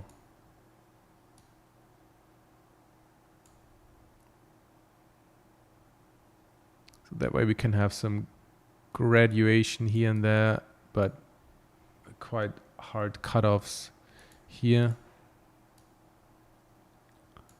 You can see I have a bit of a plateau here and then it goes up again, which is nice. But you can set it yourself to however you feel like. We can play around with the, if you don't like this exact setup, we can push it around until we find something we actually like. I want to move this. This is too close to the ocean, to the shore, so I want to move this a bit further away.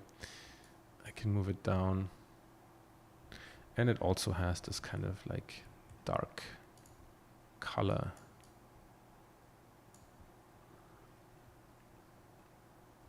Maybe not shiny. Want to be shiny? Maybe a bit darker. It's quite a dark rock. And then you can fiddle around with finding exactly the kind of piece you want, because everything is going to be completely, you have to kind of like click your way a bit through, because you never know what you're going to get. Every different value is going to have something different.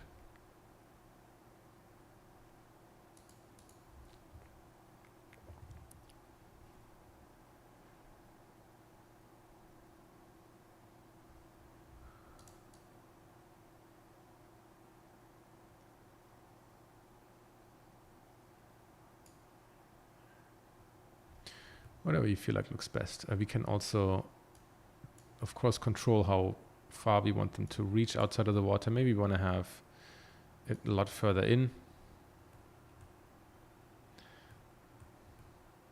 So we have this like very strong plateau. Maybe you want to get rid of that, maybe not.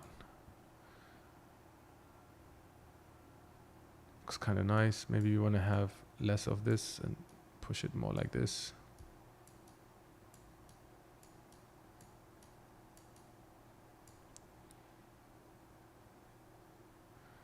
Yeah, that looks also pretty good.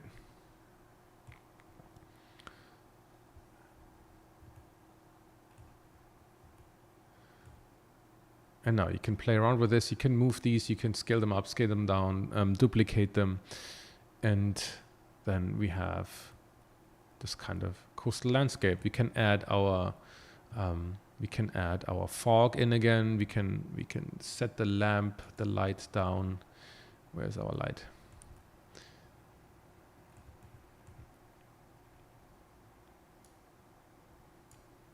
We can give it a lot more of a dusky feel, kind of like how our reference has. But basically this is how we can use all these procedural textures, all these shaders to build all these different kind of things, and they all can go together to form a scene. It's just about isolating and figuring out how we can build these different things. Like, again, these don't look 100% exactly the same as the other rocks, but I think they're close enough, and they actually look a bit more stylized, a bit more interesting than the real thing does, which is cool. So we can definitely build the same kind of feeling out of it. Whereas like in the end, we're going to paint over it anyway. So if it gives us new ideas, if it gives us different vantage points, if it gives us an environment to build and to put our spaceship in, or our characters, and we can build it really fast. We don't have to have, we're using 0 textures here. Everything is just built into Blender. We don't need anything. And we can get going. We can reuse it. We can save it. We can apply it to any kind of geometry, which is really powerful. So for the last one, I'm going to show you like a quick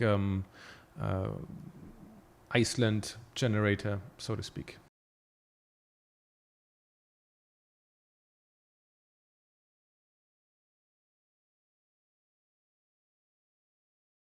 For our final image, we're going to look at Iceland, because I think it's a nice contrast to the other ones we did. If you look at our reference, like we usually do, we have these really like nice slopes, rolling hills, like really soft slopes. A little bit here pointy. We see the surface here is not very even, so we can add some noise in there. How we now know. I probably want to skip the green. I think I want to make it fairly black and white. What I'm going to try to do though is going to do a little bit of a hint of water within our texture. So this is going to be a bit more even in terms of the displacement and the surface. So before we were very heavy on the displacement, and we just did very little in terms of the actual surface shading. So this time it's going to be a bit more 50-50, I'd say, to get all these different effects. So we have the ground, we have the snow, and we have, maybe we'll try to get a hint of these like rivers in there as well. So yeah, let's get started. I duplicated my plane. I called a new material Iceland, displacement on, and let's put this here. So you see, I'll put them all in different collections, so I can quickly turn them on and off. So for this one, we want to see. Let's turn on our viewport. Oh, save! Don't forget to save. A little bit shiny. Well, let's do it not shiny for now. So I kind of want to start a tiny bit similar to how we did the sand dunes, since they kind of have a similar feel except for the spikiness. So sorry, let's call out a noise texture first. Get coordinates. And then I want to plug it into our displacement. Displacement. mouse is a bit acting up. Okay, displacement, plug it in. Whoops, I don't want to make it bigger.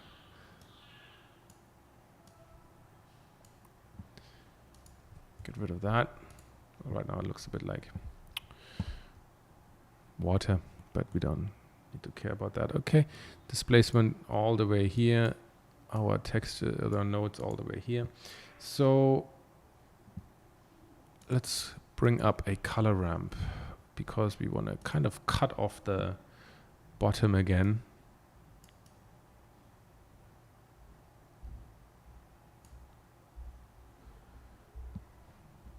But not as much. We want to only have very, very little cutoff, if anything, because if you look at the reference there, they have all these like slopes and they have a bit of flat land here, but here it's all quite hilly even at the bottom. So we'll see how we can generate that.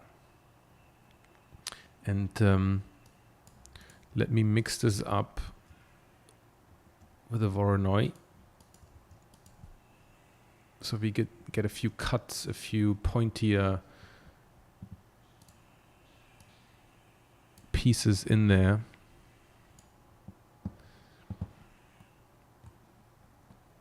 So you see how that looks like now. So it's maybe a bit too pointy. Let's see if we try to, yeah, okay. So if you have like an overlay, you can kind of see that we're getting some roundedness and then some of these pointy things as well. I might want to maybe even more rounded. Take some of the raw noise out of there.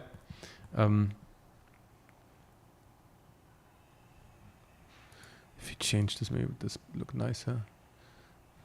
Okay, I mean, I think either way is fine. Get like an interesting landscape. I don't necessarily want to look at it from the top. I want to kind of get like a similar vantage point like I had before.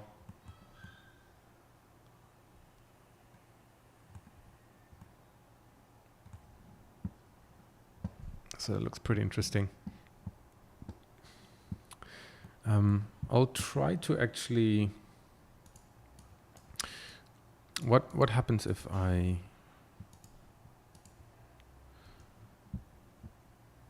bring some of this kind of idea of the altered coordinates into this.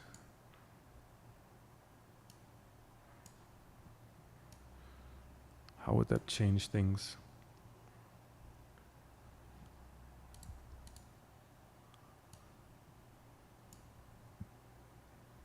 Oh, that's interesting.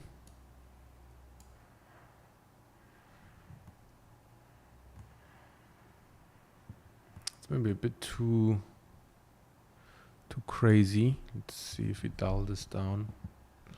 That's interesting. Okay. Yeah, that kind of brings us a bit closer in terms of the silhouette to what I wanted.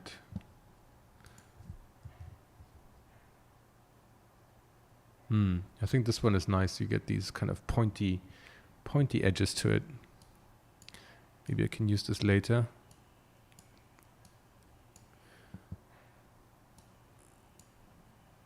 Let's see if we can just add another level to it.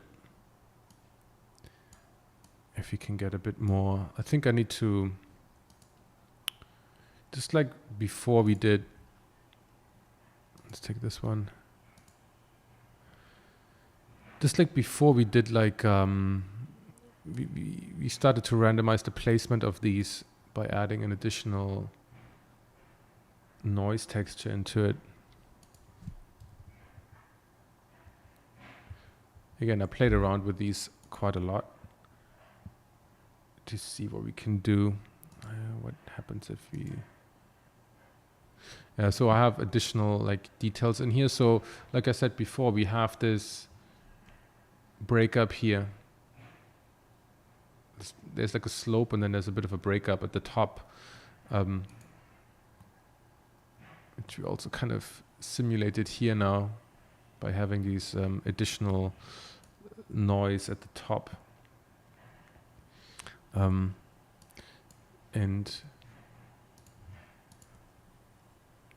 it also has these almost like similar to the sand dunes, these lines in here and also here. So maybe we can bring with a similar technique some of these in here. So we have our Voronoi. Bring a bit of distortion into it, just like we did with these streaks from the desert, and mix it into it. Let's maybe use another overlay. Let's mix it into it as well.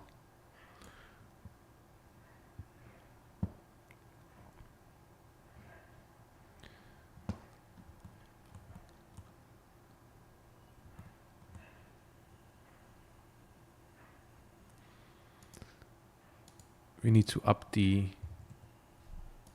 frequency quite a bit. Yeah, so now we're getting these maybe a bit too strong. Yeah, it's way too strong. It's kind of like, I don't know. It doesn't resemble anything real anymore. It looks too fake. Let's dial it down a lot.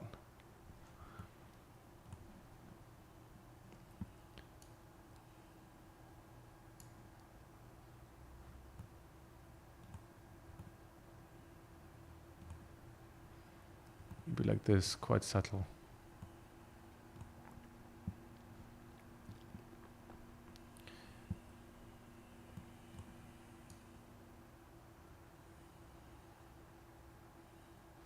I think I want them to be a bit softer.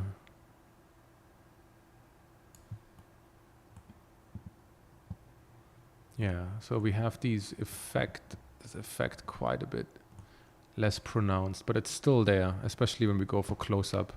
So I gave favor to our hilly, I gave favor to the top, which is the more the hills and the big shapes, because if you look here, the main feature really are these big slopes, these big hills, and not this fine detail. That's really the predominant language here. So that's what I do basically by pushing this. If I give more preference to the bottom, then there's going to be more detail, which I don't want to do. So let's do it like this. Okay. And that's pretty good already. I think this is fine. We need like the big hills. We need the big shapes, and the rest we will try to drive through our surfacing. So for that, we have a couple of things. We have the stones, the black stones. We have the white snow, and we have. We're going to try to do a bit of the rivers. So for that, I'm going to start. Basically, I need a division between the black and the white. I need to generate a difference between the black and the white, and I can do that via a noise texture as well. Get this, we might need a different set of coordinates than the other one, because we don't want to create the same kind of pattern on top of it. We want to create a different kind of pattern with a different frequency and a different controls on top of it. Because you see, like here, these patterns don't match, right? So the mountain patch is not like all mountains are full of snow and everything on the ground is full of stones. It's a different kind of overlay. So let's see, we want to use a color ramp for that one.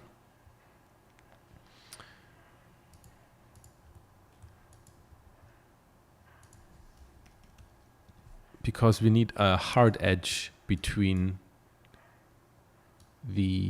like if you plug this in, it's going to give us the usual kind of like spottiness, or like we need to run it as a mix RGB between black and white. Let's say the top is maybe black. So if I plug this in here, it's like semi-gray, but if I plug this in as a factor, you should see it. Why are we not seeing it?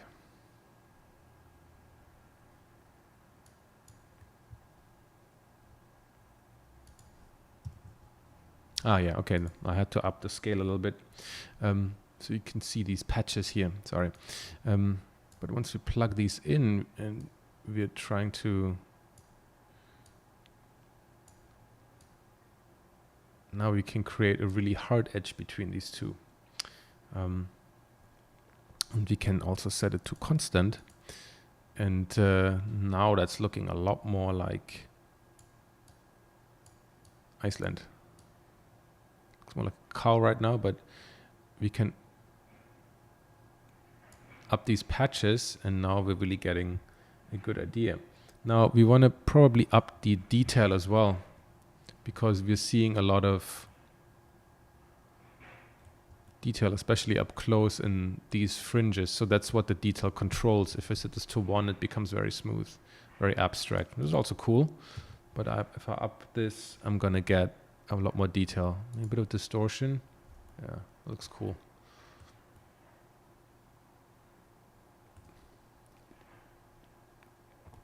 I can turn off the controls here so I can get a better idea. That looks pretty cool already. Okay.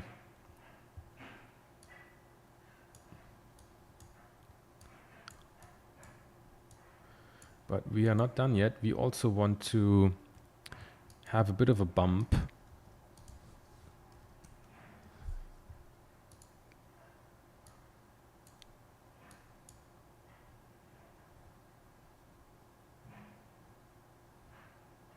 So we can have the, click here. I want to have a bit of I want to have the noise control, basically the height, to get variety. But I also want to have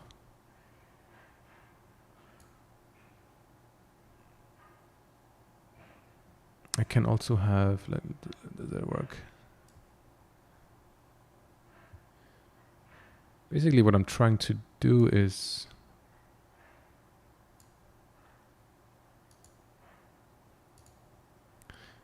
okay, it's just a bit too much. Yeah, that looks better. Sorry. Trying to reverse engineer everything here for the demo. Yeah, I don't want to have it it's maybe too strong still here. There needs to be a little bit of a texture only in the snow. A little bit only. It doesn't have big bumps or anything, so a little bit it has, which is good.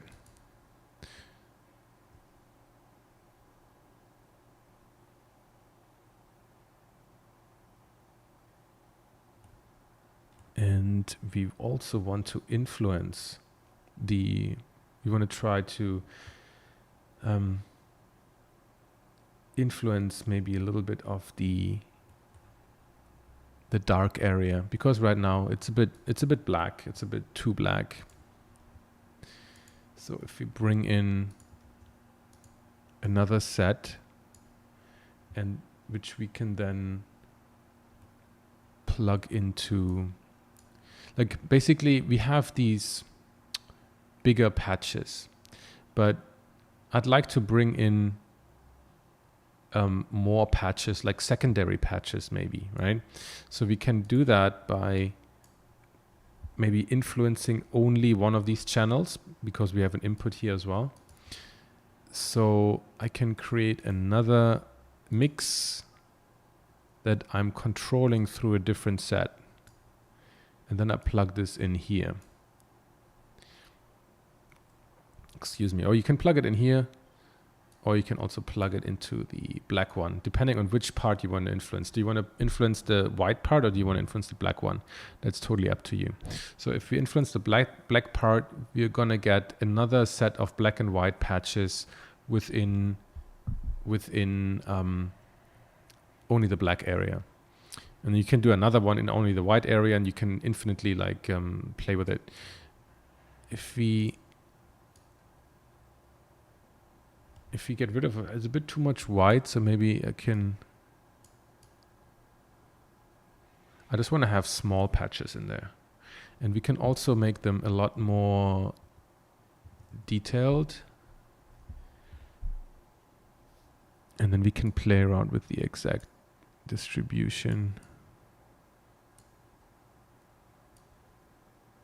We can only have a few. Or we can have a few more. That's really up to you.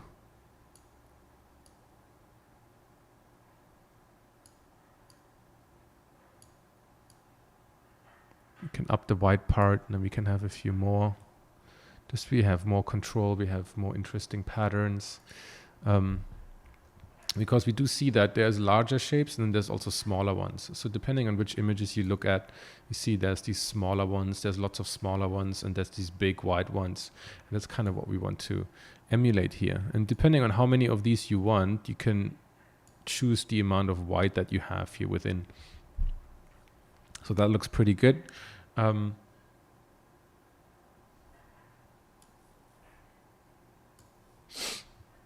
And now really the only thing that is left, like you can now plug into this one also an image texture, and then you can get more, get more detail. But we want to stick with our procedural idea here. So the last thing I want to do is I want to get, let's try to see if we can do a little bit of a river, not like fully detailed, but at least like a little bit. So I copy this, I copy this one as well. I need a different color ramp.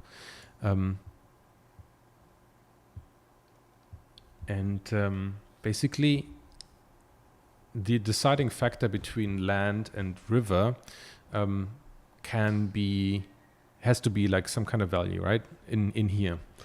And for that one, I can use the roughness. The roughness for everything here is quite low. Like it's 0.925, but the roughness for the river can be like 0, right? Complete reflective. Or however I want it, right? So I can use the mix node and have it between white for not reflective and black for completely reflective. And then I can have this driven by my color ramp. So if I hook this up to the roughness, you see I have big patches of complete reflectiveness and then hard edges like here, because it's set to constant, or I can set it to ease, and then it's like easing into each other. You can see this kind of like soft gradation, right? We can also use something more sharp, or we can use the really hard edge. So now we actually, but we don't want to have these in big patches. We don't have like these kind of lakes on the top of it. We don't have that, right? It looks also more almost like ice here, but we have a tiny, tiny sliver of it that runs through this landscape, right? So I want to have this actually, basically, like it looks here like I want to have it like a thin line of reflectiveness. Actually, I need to do it the other way around.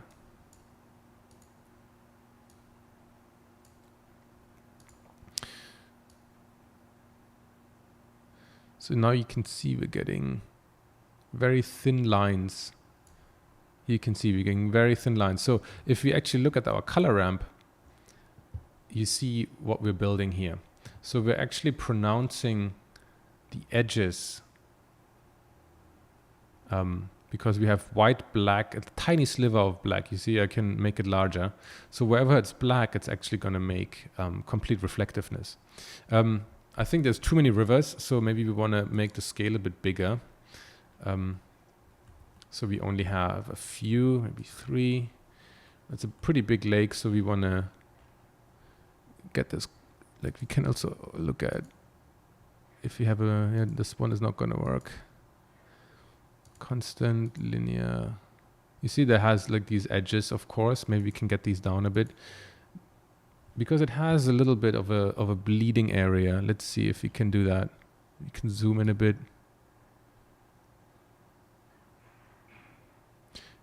We'll see if we can actually do it. If not, then we have to go with constant.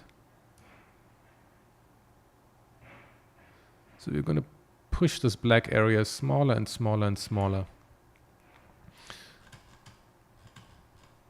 Okay, and if I Control-Shift-Click here again, now it doesn't work 100% because it's gonna put these even in the black areas, even in over the hills, right? Which doesn't make that much sense. It would be more like down here, but maybe we can build like a mix shader and something else. I don't think it works that well. I think constant is better because it's just supposed to give us a hint or like an idea where we can place these. And we can make the detail a lot higher. See what that gives us.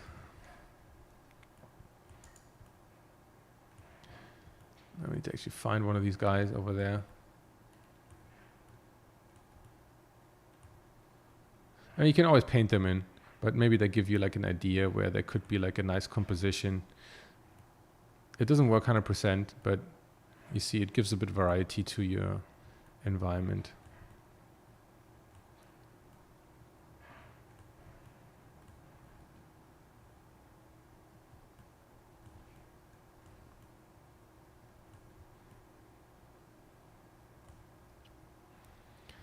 And now you can see we have our very nice landscape. So you might want to add these rivers or not. You can play around with them. You can play around with the placement. I did a little bit to figure out where they could best fit. That is totally up to you. It's just an idea, right? This is just an idea to give you an overview over this tool set, which of course you can use for anything, which you can use to build like real world locations or alien landscapes, whatever you feel like, because they're, again, it's completely non-destructive. You can influence every part of here. You can apply it to any other surface if you want to do that. There's tons of other material out there online which you can check, because again, it's nothing new, but I've never seen it applied for this kind of stuff, for concept and to show different kinds of landscapes and that kind of stuff. So I want to take a last look at my renders that I did using these like 3 setups. I put like a character in there and played around with the with my fog volume and with the lighting. You have the file that I built, so you can play around with everything. And I hope you have fun, and I hope you reverse engineer and build yourself something interesting. So let's hop over to Photoshop for the last bit.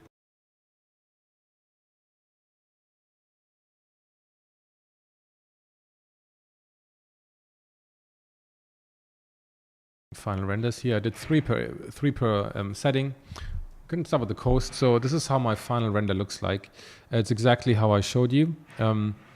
The different medium, large, and the gravel with the water. And I put the lady in here looking for a reception on her phone. I have no idea. Basically adding the fog volume and adjusting the lighting to exactly how I want it. I rendered out like a clown pass, whatever, not clown pass, but like a material ID pass through the viewport. I mean, you do that. I mean, I've shown it many times, but basically you, because we're not going to get any information. We're not getting any information, through the displacement. It doesn't show up in the geometry, so I cannot get this pass. I cannot get the mountains in there. I only can cut out the lady, which is a bummer, but that's how it goes, right? So if you have it here, you click here and then you go through flat, random, and get rid of the outline. And then every material is going to have a random different color, and you can cut them out, which works for the lady, but not the rest, because the lady is an actual object and the rest is viewport displacement. So going back to this guy, and then I have the mist pass. The mist pass I can get through the render and cycles. You go, I mean, once you have your cycles and everything set up, you're here in the context, in the view layer tab, and you can click on mist here. It's not the Z, it's the mist you want to have. And then I have that as well. I can use that for my distance to fog it out even more. And here you can really see how the adaptive displacement gives me this crazy amount of detail, all these little pebble looking things. I mean, they're not really pebbles, they're not individual elements, it's just the displaced layer. And you can also see how you get like you get these lines in here, which is fine. And there's a fair amount of grain. I like grainy images though, I want that filmic look. But you need to play around with the settings. So you can see here that I have these big areas and I have little distorted areas, and they look really interesting. I think they turn into really interesting rocks. Again, maybe not 100% like how the real thing is, but I mean, in my book, it looks more interesting than the real thing. It looks maybe a bit abstract, a bit stylized, but I can live with that. I like that. And then I have another shot here, play with different lights again.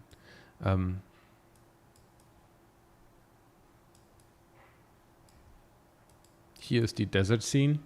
So I choose like a top down. I duplicated those planes just once or twice and duplicated the mountain layer to just have a bit more distance because I'm looking at it from the top. You can see here I definitely need to paint over that, right? So I'm not going to solve every problem. I'm not going to have a fully, I mean, maybe with more time spent on it and plugging in a couple of textures and everything, you can get way closer to a final. But I still need some control over the final product because I can't get everything solved in Eevee. But I mean, as a base for paint over, that's pretty damn impressive. And for the amount spent on it, and you only really need to spend it once for this kind of setup, and then you can alter it and change it. And here you can see what I gotten out of the sand dunes, which is pretty cool looking. All these different colors and reflections and stuff. Really, really interesting. And you get all these bounce lights and these reddish lights, which look really, really cool in here.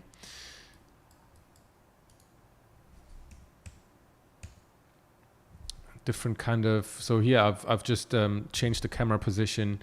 I changed the camera, the light, the color of my sun lamp to something more orangey to get like a sunset kind of feeling, which works really nicely. And it doesn't even really matter that much that these guys don't have any texture applied to them.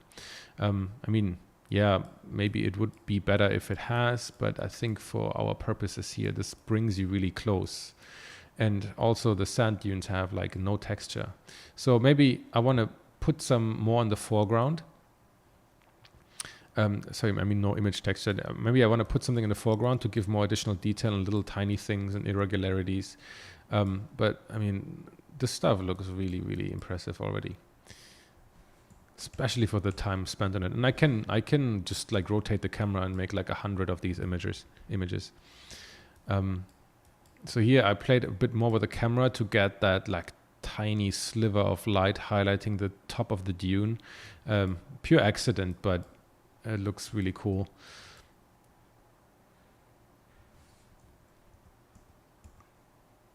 And this is some of the stuff for Iceland. I took like a very overcast dusk. I didn't want to have any direct shadows, any hard shadows or anything. I added a couple of rocks in here, just to have something else to play with, just like some distorted geometry. You can play around with that. I actually added like a little bit of a modifier to it and scattered it around. That's can be something for a different lesson. You can play around with it. It's really nothing major. Just to give some more variety, some interesting geometry to play with in the camera. So I found like a patch where there's like isolated pieces and I put the character on it. It's a bit more of a foreground. Here I need to paint over a little bit, add some stones or whatever. Here we have some of the river. We can see that glistening, which is pretty cool. And then for the final paint overs, I did this kind of stuff. So I wanted my rocks to be a bit steeper, I added some water splashing, a bit of clouds, a bit of like dust here in the air, a bit of water, a bit of foam. I painted over just like really roughly here, like with paint, to just get a bit of the regularity out of the gravel, so it makes it a bit more natural. And although the transition area wasn't very nice, so I painted over that. Here I put also just like a sky in and a bit of a horizon. And I just took care of some of the edges. And here, of course, I had to paint over a little bit because it was a bit too rough. But for this one, I really didn't do much. There's a bit of a sky and some dust here thrown up in the air. So really not much. And you get a really nice looking image in the end. Of course, you can do always more. You can add more in the background. So basically here I added some texture in the foreground. I added some dark area on top of here because it was too white. I thought it was too white. I replaced the sky with something where the light is breaking through, and added some cloudy, misty stuff on top of the mountain, since that was kind of in the reference, and took care of some of the transitions. Here as well, I added a little bit of a river and replaced those textures because they looked like they look terrible. And here, yeah, so you can see here like a tiny bit of rocks here and there. Color grading, quite a strong color grading I put on top of here. The usual layer stack of color lookup tables and vibrance, color balance, the usual stuff. You can take that apart if you want. Yeah, but that's basically it for this lesson. I hope you had fun, and I think it's a really powerful tool to generate landscapes, alien or otherwise. And I hope you enjoyed this, and have fun.